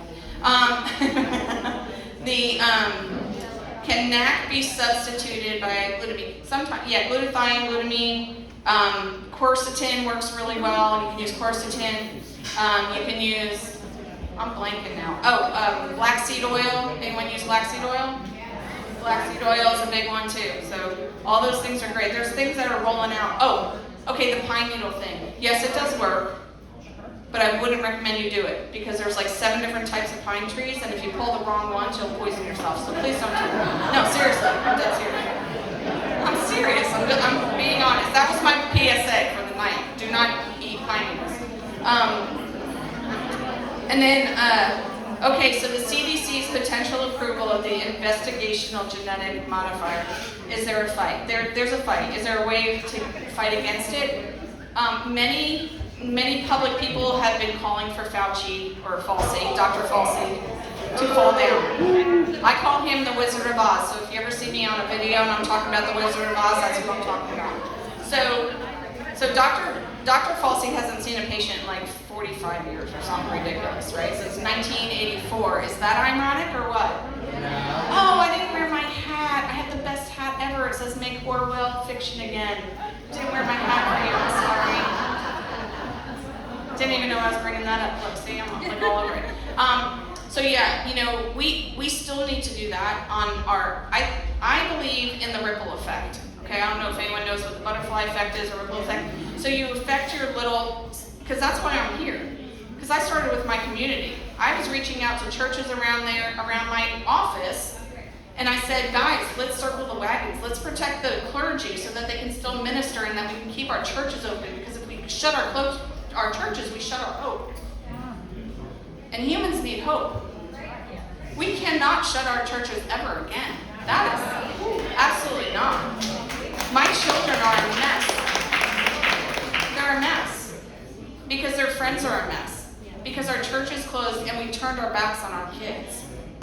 Which is horrible. It's a horror show. So we've really got to do what we've got to keep the churches open. We've got to keep the hope going. So there you go. So vitamin D. If you had one vitamin to take, one. Dr. Urza believes this, Dr. Ryan Cole believes this, Dr. Farella believes this, because I've been using vitamin D ad nauseum for decades.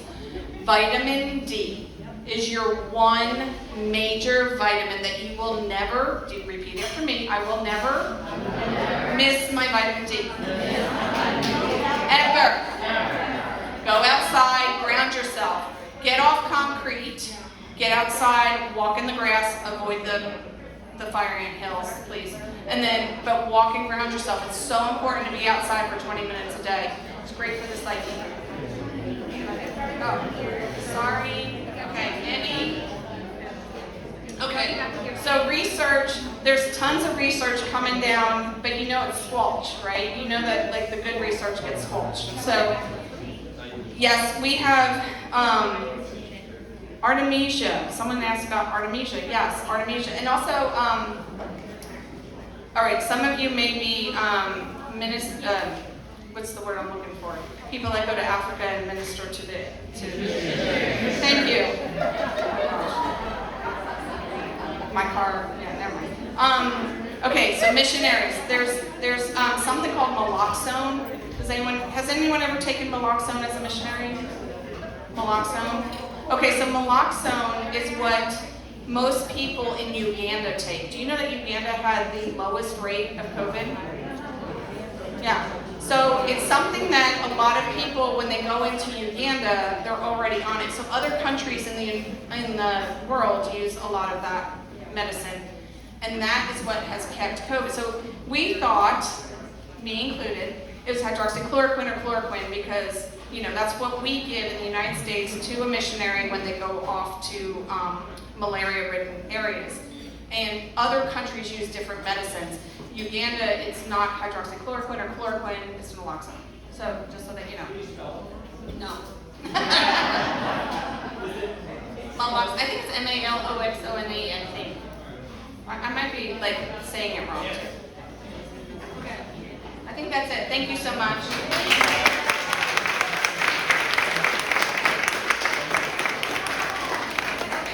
Sorry, Bob Hall is the bomb. Bob Hall, Senator Bob Hall is the bomb.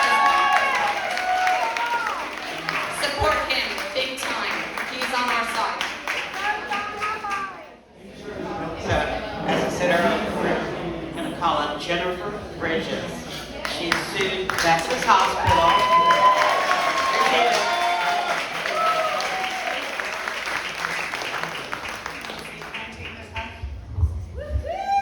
How y'all doing? Everybody's still good? It's kind of hot in here, but y'all hanging in there? Okay. I feel like y'all are family. I recognize so many faces from different places I've spoke at so far. And when I first started speaking, we were the only company going through this. We were the only ones that got that mandate, and we were the only ones that were threatening our jobs. And now I look around and I see other nurses. I've already talked to other people that are getting involved from other hospitals. We have the orchestra here. Yes, everybody. They're threatening them now too. The ballet, the opera, the orchestra. It's going everywhere. And let me tell you, when I started this fight back in April, the main reason I started it is because I don't like bullies and I don't like people threatening. I don't like lying. Those are all horrible things, right? And that's what I saw they were doing to all of these employees at Methodist. Literally the employees were crying. They were meeting me in staircases to talk because they were terrified. They were scared. What was Methodist going to do to them? What kind of retaliation? First they bribed us with $500. Then they said, guess what? You have till June 7th. Take this shot or you're getting kicked to the curb and you can no longer feed your families or have a paycheck. And that's a big deal. That's a very big deal. And a lot of people that did not want to take that shot, they ended up getting it only because they were forced into it. They had no choice. They felt like they had to feed their families. People called me crying hysterically because they had to take that shot. But then June 7th came around. That was our last day. After that last day of work, I greeted a lot of people outside Baytown Methodist. I rallied together a huge protest, and we showed Methodists what was up with their little mandate. And let me tell you, they were shocked. I have friends that are up in high-up departments that they don't know are friends with me, and they were floored. They had no idea we would create that kind of crowd. That the public and the patients of Methodist would honestly be mad. Why would you do this to all the employees? They don't deserve it. Then June 8th started our 2-week unpaid suspension. Then June 22nd, I got my little phone call from my director, and she said, hey, did you get your shot? And I'm like, what do you think? And I'm like, really? So then she told me on the phone, you are now terminated. I said, thank you very much, because I already started my job yesterday. So thank you, goodbye. And let me tell you, a lot of people thought I was going to be blacklisted because I stood up to a hospital. I told them they were wrong, but I was blessed. I had about 5 companies reach out to me over Facebook, and they all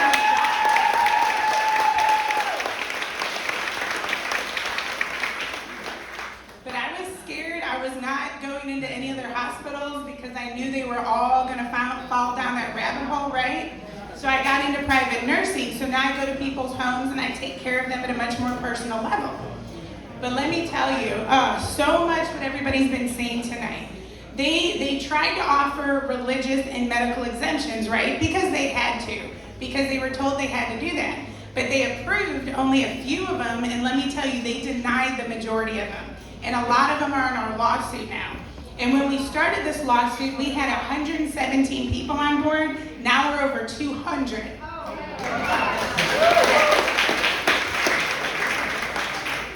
Because they did not care. They didn't care if you had a medical condition. They didn't care anything about your religious exemptions. They said, sorry, it's denied, there's the door, leave. And they did it. We have everybody on our lawsuit. We have nurses, we have techs, ultrasound, MRI. We have lots of physicians now getting on board. We have vendors, because these poor vendors that have to go into the hospital, they lost their job too. We even have Houston Police Department officers because they were running security, and guess what? They lost that part too. So it affected a lot of people out there. And let me tell you, for those of you that don't know this about Methodist, what they did to the physicians was horrible. They literally told them if you didn't have that shot by June 7th, and they denied their religious exemptions too, but they actually took away their hospital privileges, so you're kicked out of the hospital. But then if you had an office right there in the plaza connected, guess what? They kicked you out of that too. So they told these physicians, you have 1 month, pack up, get out of your office, abandon your patients, and go find somewhere else to practice. Well, you can ask Dr. Farella, you can't do that in 1 month. How are you supposed to do that? So these physicians started calling me very upset too. But of course, you hear Mark Boone say they did this for patient safety, right? For the good of the patient. Well, what about all those thousands of patients that just lost their physician and got abandoned? What about those patients? What about us? Aren't we patients too? Isn't everybody a patient to somebody? But they don't like any of that. They don't agree with that. But let me tell you, we have been so blessed because people are reaching out to us from not only across this whole nation, but I've had about 20 other countries reach out to me so far with support, wanting to pass around the GoFundMe, wanting to be on our side. They're dealing with it over there too.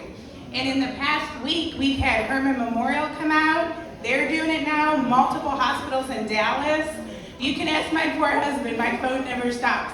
Like, everybody's reaching out now, they need advice. How do we handle this? What do we do? You know, how can we combat this? About 15 or so other states even reached out to me, and nurses and physicians. I've met some great physicians from other states right now. They're calling me, and just like Dr. Farella, they're telling me, you know, what happened to all these doctors out there? What happened to their medical oath? Why don't they care about the patients? Why are they just cowering down and being told what to do instead of telling their patients the truth? These doctors that are the right, good doctors are floored. They're like, but some of them, they care about the money, right? Or they're not going to do anything against their superiors, because then they might actually get in trouble. They might lose the comfy job. Your brave, strong people are standing up right now and fighting against this, and there's so many. And I encourage y'all to do everything you can to fight back. And tell everybody. I passed around these little flyers earlier today. It's got QR codes on there. It's for our GoFundMe, which is going to help a lot because we are battling a $1 billion beast right now. This is literally, yes, it's literally David versus Goliath. So we need all the help we can get. And then we started a website as well. That QR code's on there as well. Our website's designed so you can follow our lawsuit and you can get like true, actual information about this shot and these adverse reactions that come along with it. Because when they're telling you it's 100% safe and 100% effective, none of that is true. That is all the biggest lie I've ever heard in my life. And before I got fired, I saw that with my own 2 eyes every day at the hospital. Patients coming in with horrible blood clots all over their whole body. 30 years old, no reason this should be happening, except guess what? They got the Pfizer 2 days ago. Poor women being told while they're pregnant, go get the shot. 2 days later, they have miscarriages. People paralyzed. I've seen people that couldn't move their arms, sudden paralysis, death. I have a man that's going to speak y'all on the screen over like a live chat here in just a few minutes. This father is so courageous. He was in this group of people that they told him, they said, hey, go get your son this shot. It's gonna save everybody's lives. You have to do this right because it's perfectly effective. Well, when in the history of medicine have you ever heard about a medicine, a procedure, anything that had 0 side effects, 0 adverse reactions, it was 100% safe? Have you ever heard that in your life? It is not possible. But everybody, unfortunately, is following their doctors, the news, the government, because they're pushing this and they don't know any better.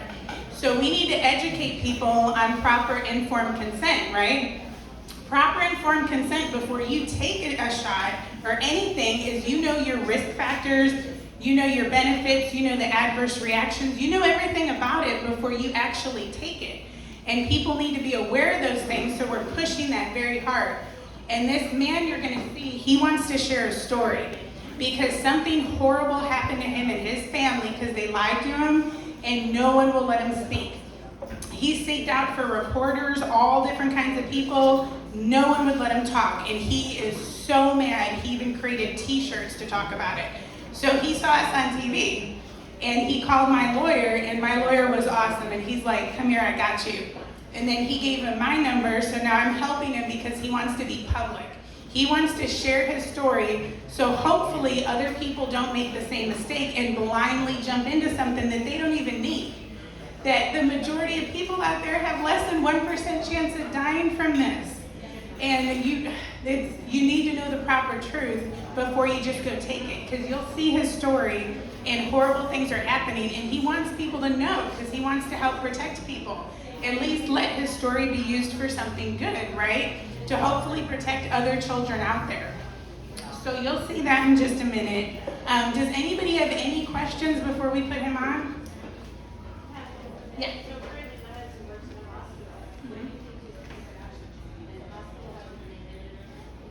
Yeah.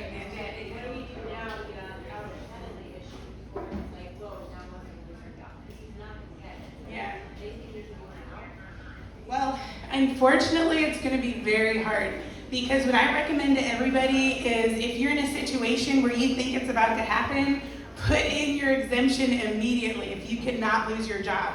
The quicker you turn it in and the more detailed you make that thing, I mean super, super detailed to where they cannot contest it. That is your only chance, unfortunately. But once your company hits that agenda like the rest of them are, they don't care. We literally have 2 sisters on our lawsuit, right? Same church, same pastor, same exemption, same everything. One got approved, one got denied. And explain that. There's no logic behind it whatsoever. But the quicker you turn it in and the better it is, the better your chances. I've actually seen the religious ones work better than the medical. Because they're basically telling everybody, which is the biggest lie, that basically if you're pregnant, go get it. Autoimmune disease, go get it. Heart issues, you're fine, go get it. They even turned down these poor women that were breastfeeding.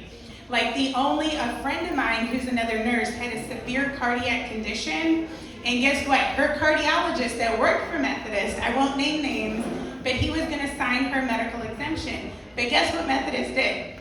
Before any of these doctors could sign these exemptions, Methodist threatened all the doctors. They told them you cannot sign medical exemptions. If we catch you doing it, we will be watching you and you will get in trouble. And I know that for a fact because these doctors showed me the documentation.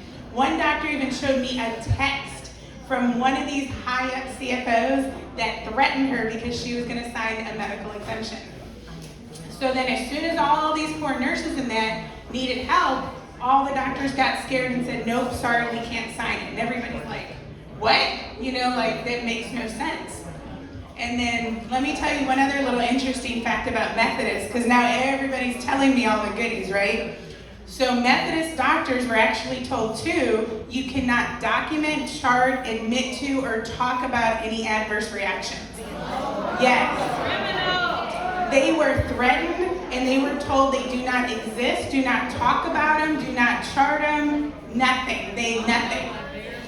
And we even had, yes, I know, right? It's absurd. So it makes you wonder, what are these companies benefiting from? How much money is going into their pockets? Right? This is nothing but just power, money, and marketing. Like anything else, I'm gonna love to get my hands on. Please share it with me. Yeah.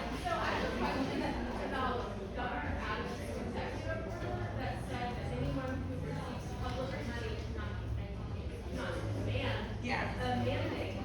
So what all of the hospitals That was our first question too, but there's a loophole that for some reason it doesn't qualify for those hospitals. It didn't work for Methodist, it's not working for Herman Memorial. Out in Dallas, Baylor, Scott, and Wyatt, they're all going through it too, tons of them. It doesn't matter. And let me tell you something. Because like Dr. Farella said, Governor Abbott's done some good things, right? But I called his office, just some, remember, just some. I called his office. Yeah, exactly. I called his office. I begged their office for help. Nothing. They said, there's nothing we can do to help you. He passed so many bills and he had the power to help us. He did nothing. But guess who did call me? Don Huffines, Alan West.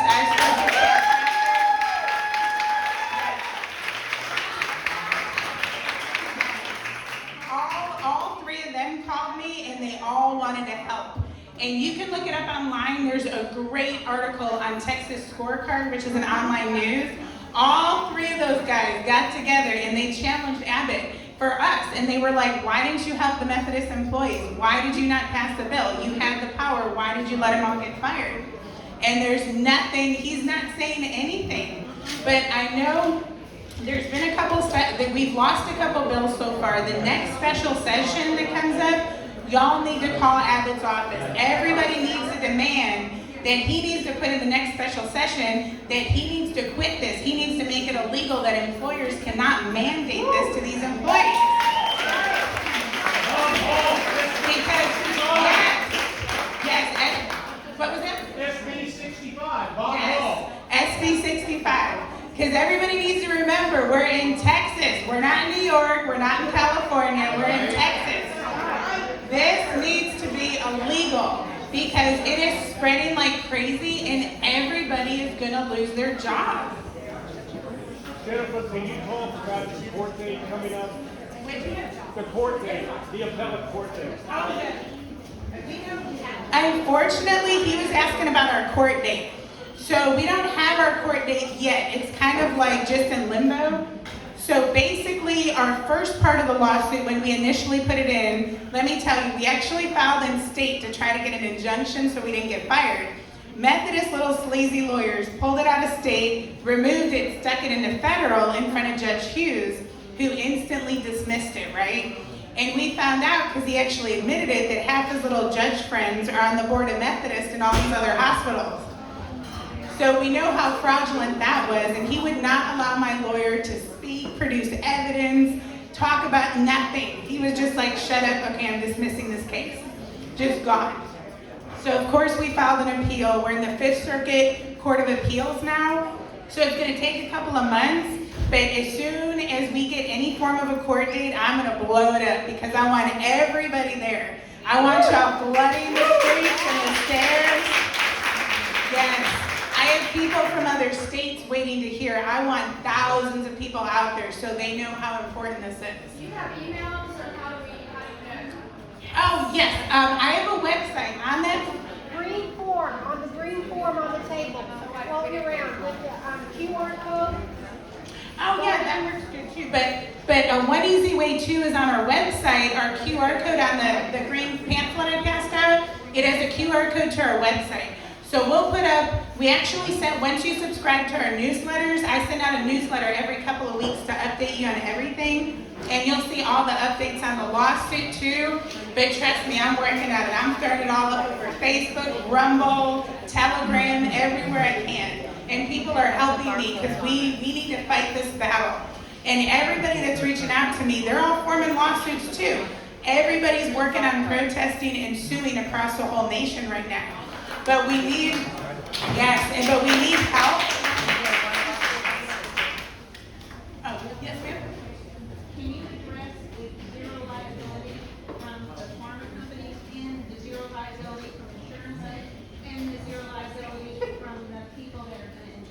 Basically, zero liability from everybody.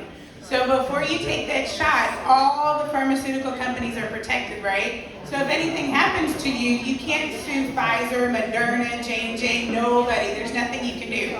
Even Methodist, everybody who injects you, Methodist literally has a waiver form. So they forced us to do it, take this shot or you're fired, but before you take it, here, sign this little waiver that we're not held liable if there's any adverse reactions.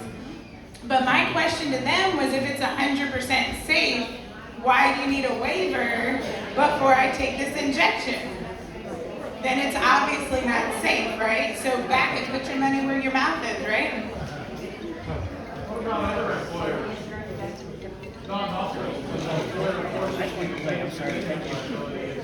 Well, most of them are doing it now because I've been contacted.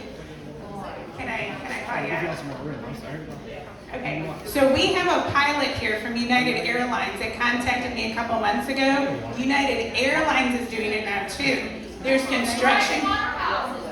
Which one? Price Waterhouse? Yes, construction companies. Delta's next. Landry's. It's going everywhere. But I guarantee you that since they all know how dangerous this actually is, they're all going to have waivers in play. Every single one of them. But what we need y'all to do is make as much noise, because the only thing these big, crooked, billion-dollar companies care about is legal action and bad publicity. So the more protests, the more noise. That's why I spent like a month of my life going across the news media all over the nation. The more you put this out there and the more the public knows, the more pissed off these big companies get. And they won't admit it, but I have my little friends in there that tell me. So trust me, they get mad. So you have to fight. If everybody just like backs down and takes this and cowers down, they're gonna get away with this. And just like our doctor said, they're gonna come around with cars and buses and start picking us up and getting rid of the unvaccinated.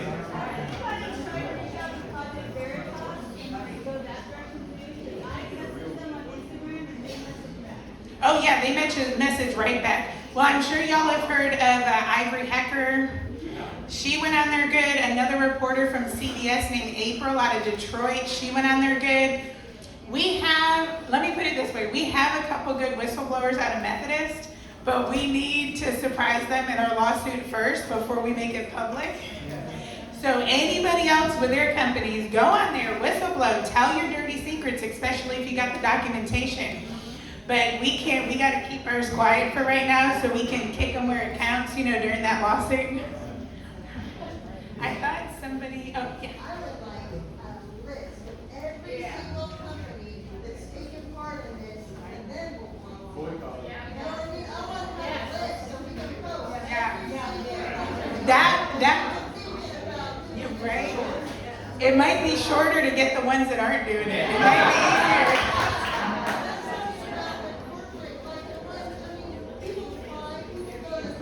Yes.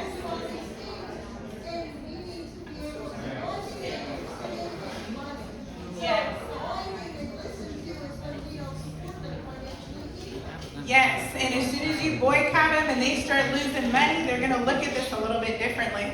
And let me tell you, with the amount of places this is happening to and the amount of lawsuits and the amount of just attention this is getting, something big is about to happen in the next few months down the road. Get that done. Was there any other questions? Because if not, I really want y'all to hear this father's testimony. And before he gets them, their shirts reminded me of something. If y'all are free, August 21st, there's a huge protest rally in Austin, Texas, right in front of the Capitol. Texans for vaccine choices coming out. And I'll be speaking, there's gonna be many others speaking, and we're gonna have some fun down in Austin. So y'all come out if anybody can come. Hello? I can hear you.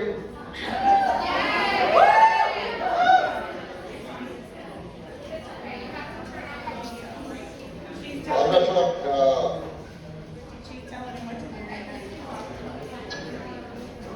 okay, yeah, 'cause I don't see anything. Oh, okay. I got to do it tonight.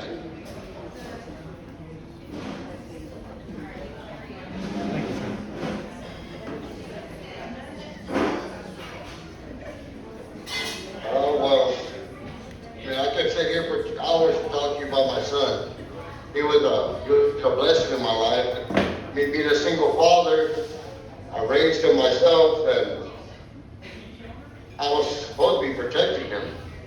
So we took care of each other, and when all this COVID started, we kept to ourselves. And then me, I guess being ignorant, believing the government, when they said it was finally safe with teenagers, I just wanted to protect him. I didn't want nothing to happen to him. And so after he took the vaccine, my neighbor took my son out to dinner with her boy, and they went to play basketball, and he just collapsed. The only thing they told me was he passed due to a large heart.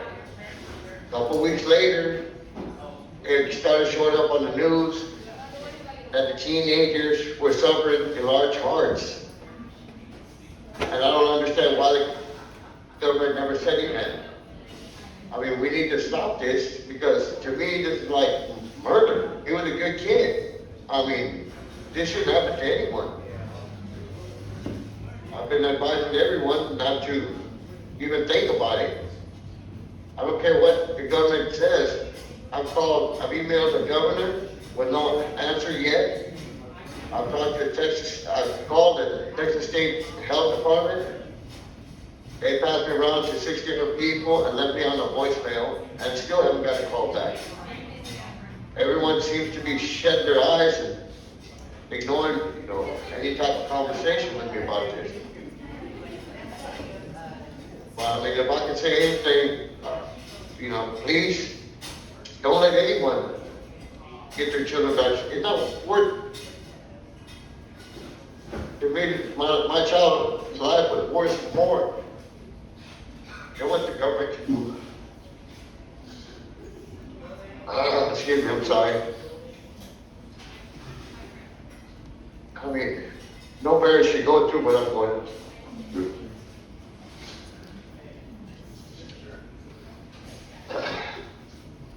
I'm sorry.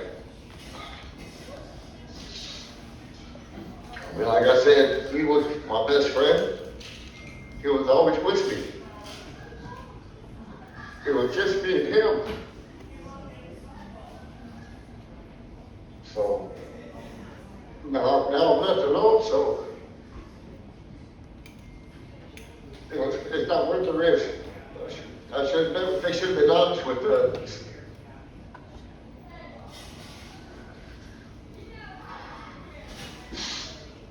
Oh, I'm sorry. Oh. God bless you, sir. Can you hear us? Can you hear us, sir? I guess I'll never get him married. He wanted to join the Air Force. He was an ROTC. That's another dream shot.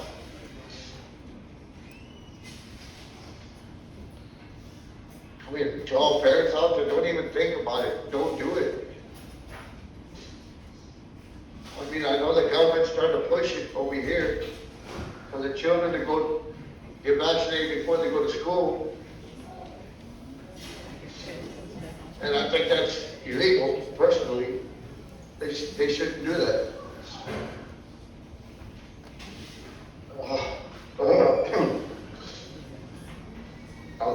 Sorry.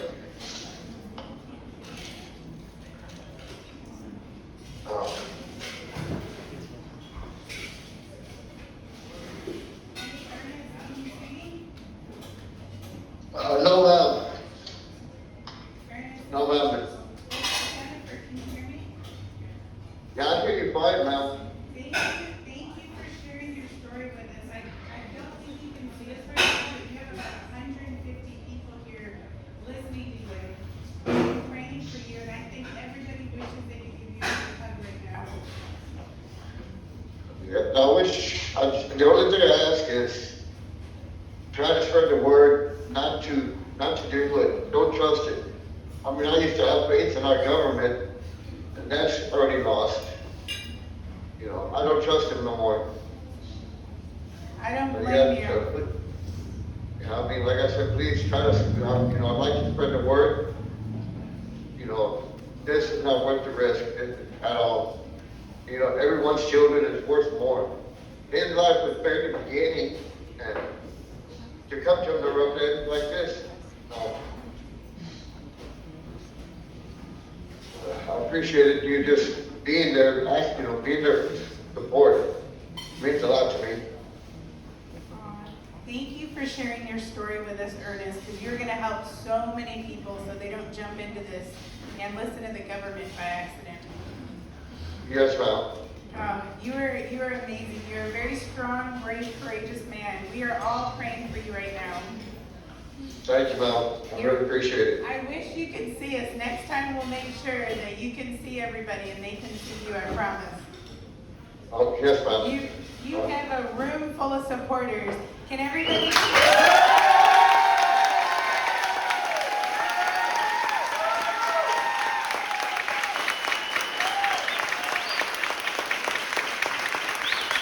Thank you. hear that? Yes, ma'am. Thank you. I That really is appreciate how it. many people that are supporting you in this room right now. It's amazing. But we're praying for you and your son. God bless you, and you try to enjoy the rest of your evening, okay? Yes, ma'am. You have a good evening. And we're gonna stay in touch. Thank you. Yes, ma'am. Thank you. Okay, we will continue fighting for you. Don't you worry about that. Yes, ma'am. All right, have a good night. All right, bye-bye.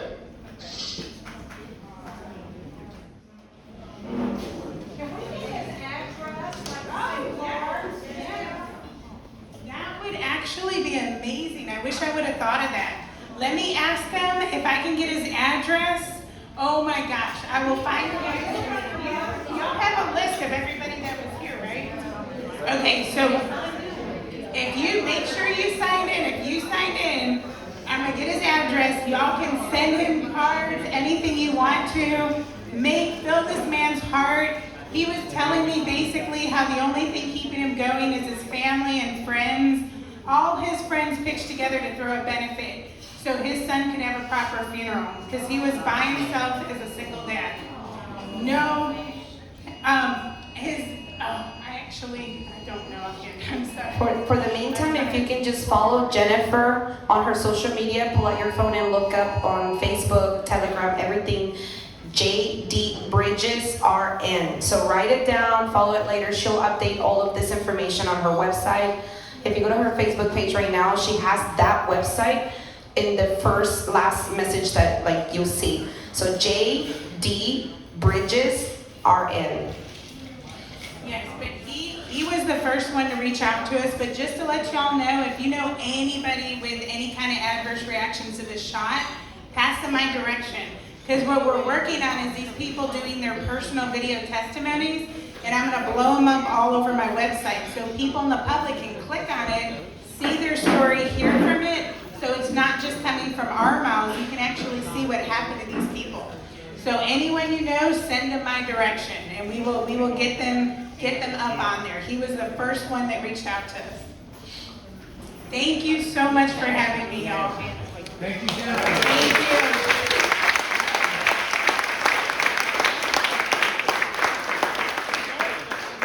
If you have questions, we did have some cards out. If anyone has a card, they'll raise up, we'll collect those.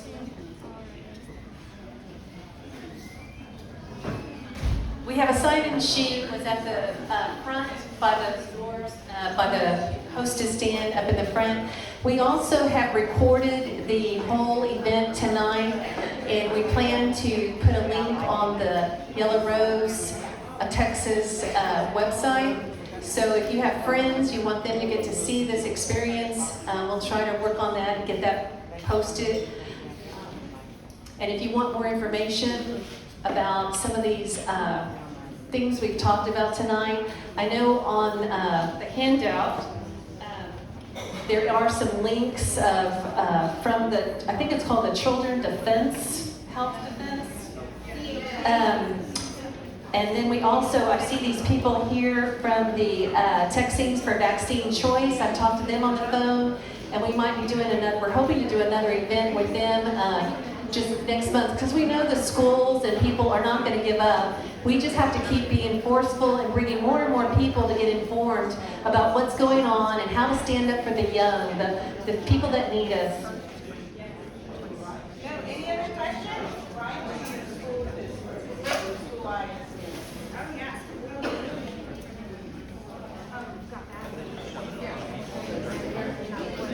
So we've talked about the video Seeing 2020. You can go online, buy the link and watch it at home. You can have people come over your house and watch these documentaries and talk it up. I've been doing that in my neighborhood. I just encourage you to do what you can. We put all the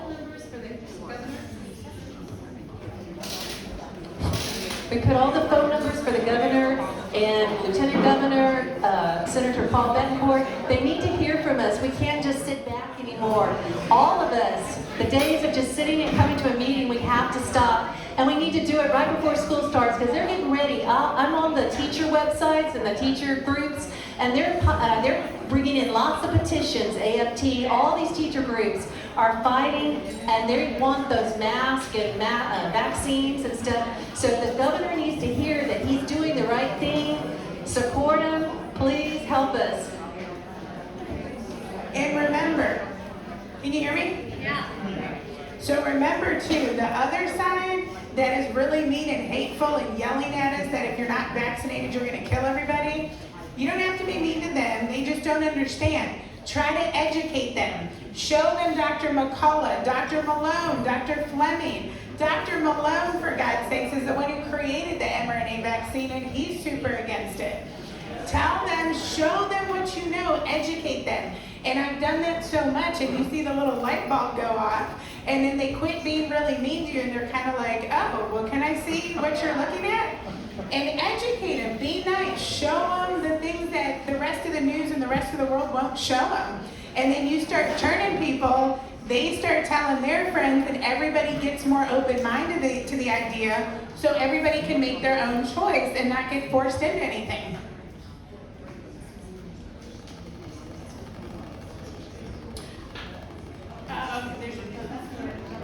Okay.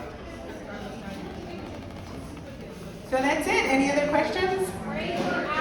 Pray for all of our physicians and doctors and everybody who's on the front lines fighting this. Everybody is literally putting their lives out in the battlefield right now. We are at war. Yes. We are at war. And we just pray.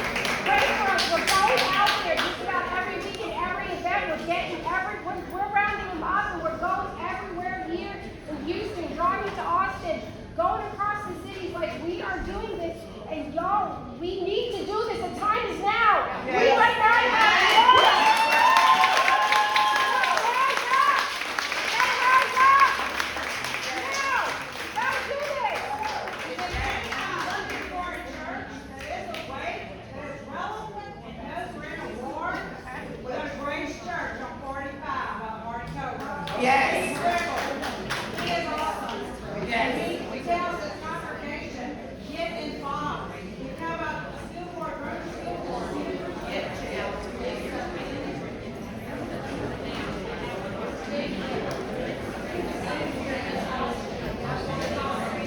Dr. Malone that you just mentioned. Dr. Malone that you just mentioned, that was one of the basic inventors of the vaccine. He has said that he stated in one of his videos that there are so many doctors that are having mental breakdowns right now because of this, and we really need to pray for them. Yes. And take that very seriously. And he has called this, as in with the Nazis, the noble lie. And he said it's time for it to stop. Yes, it is time for it to stop. And remember everything. Prior to COVID, we had HIPAA, we had the Nuremberg Code, we had the Constitution. They're sliding all of that under the rug now. None of that stuff matters anymore. And you wonder why. Why are these things not being looked at anymore? HIPAA was huge. If I talked about anybody's medical stuff prior to COVID, I would get fired. Now I can walk up to you in front of anybody and say, did you get your vaccine? Did you have COVID? Where's your paper? Did you get your shot? we have opt-out forms.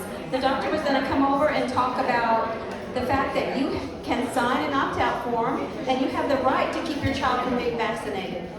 I think there she is. Dun, dun, dun. Okay. You guys are so cute. You're so sweet. Okay, I do have some cards, so if you guys want my card, it's over here. And it's not for self-promotion because I am very busy, so I'm just telling you if you want to. So, okay, so this, I've actually told a lot of college kids to download this particular form. This is a state of Texas form. This is really important because the more the better. So if you want to get your kid exempted, you need to do if they're going to college, for instance, right? So you need to try to get a vax exempt, a religious exemption, and from the state of Texas, we have the request for exemption from immunizations for reasons of conscience. So this, on top of that, I think can stop a lot in Texas. Now, I don't know what it's going to do across state borders, but you know what? More is better. In this particular case, more is better because they are ignoring the physician order. My stuff has been thrown out so many times, and they're asking me to violate federal law, HIPAA, federal law. They're telling me to violate it in order for them to graciously accept my doctor's order for my patients. That's wrong. Yes.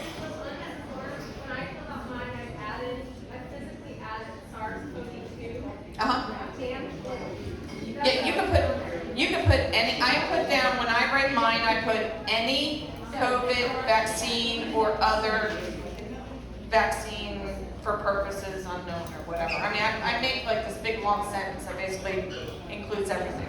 So this one, this is really, really important that you get this downloaded. There are copies up front here, so if you need some, please come back and get some, okay? You do have to notarize this. Yes, this form.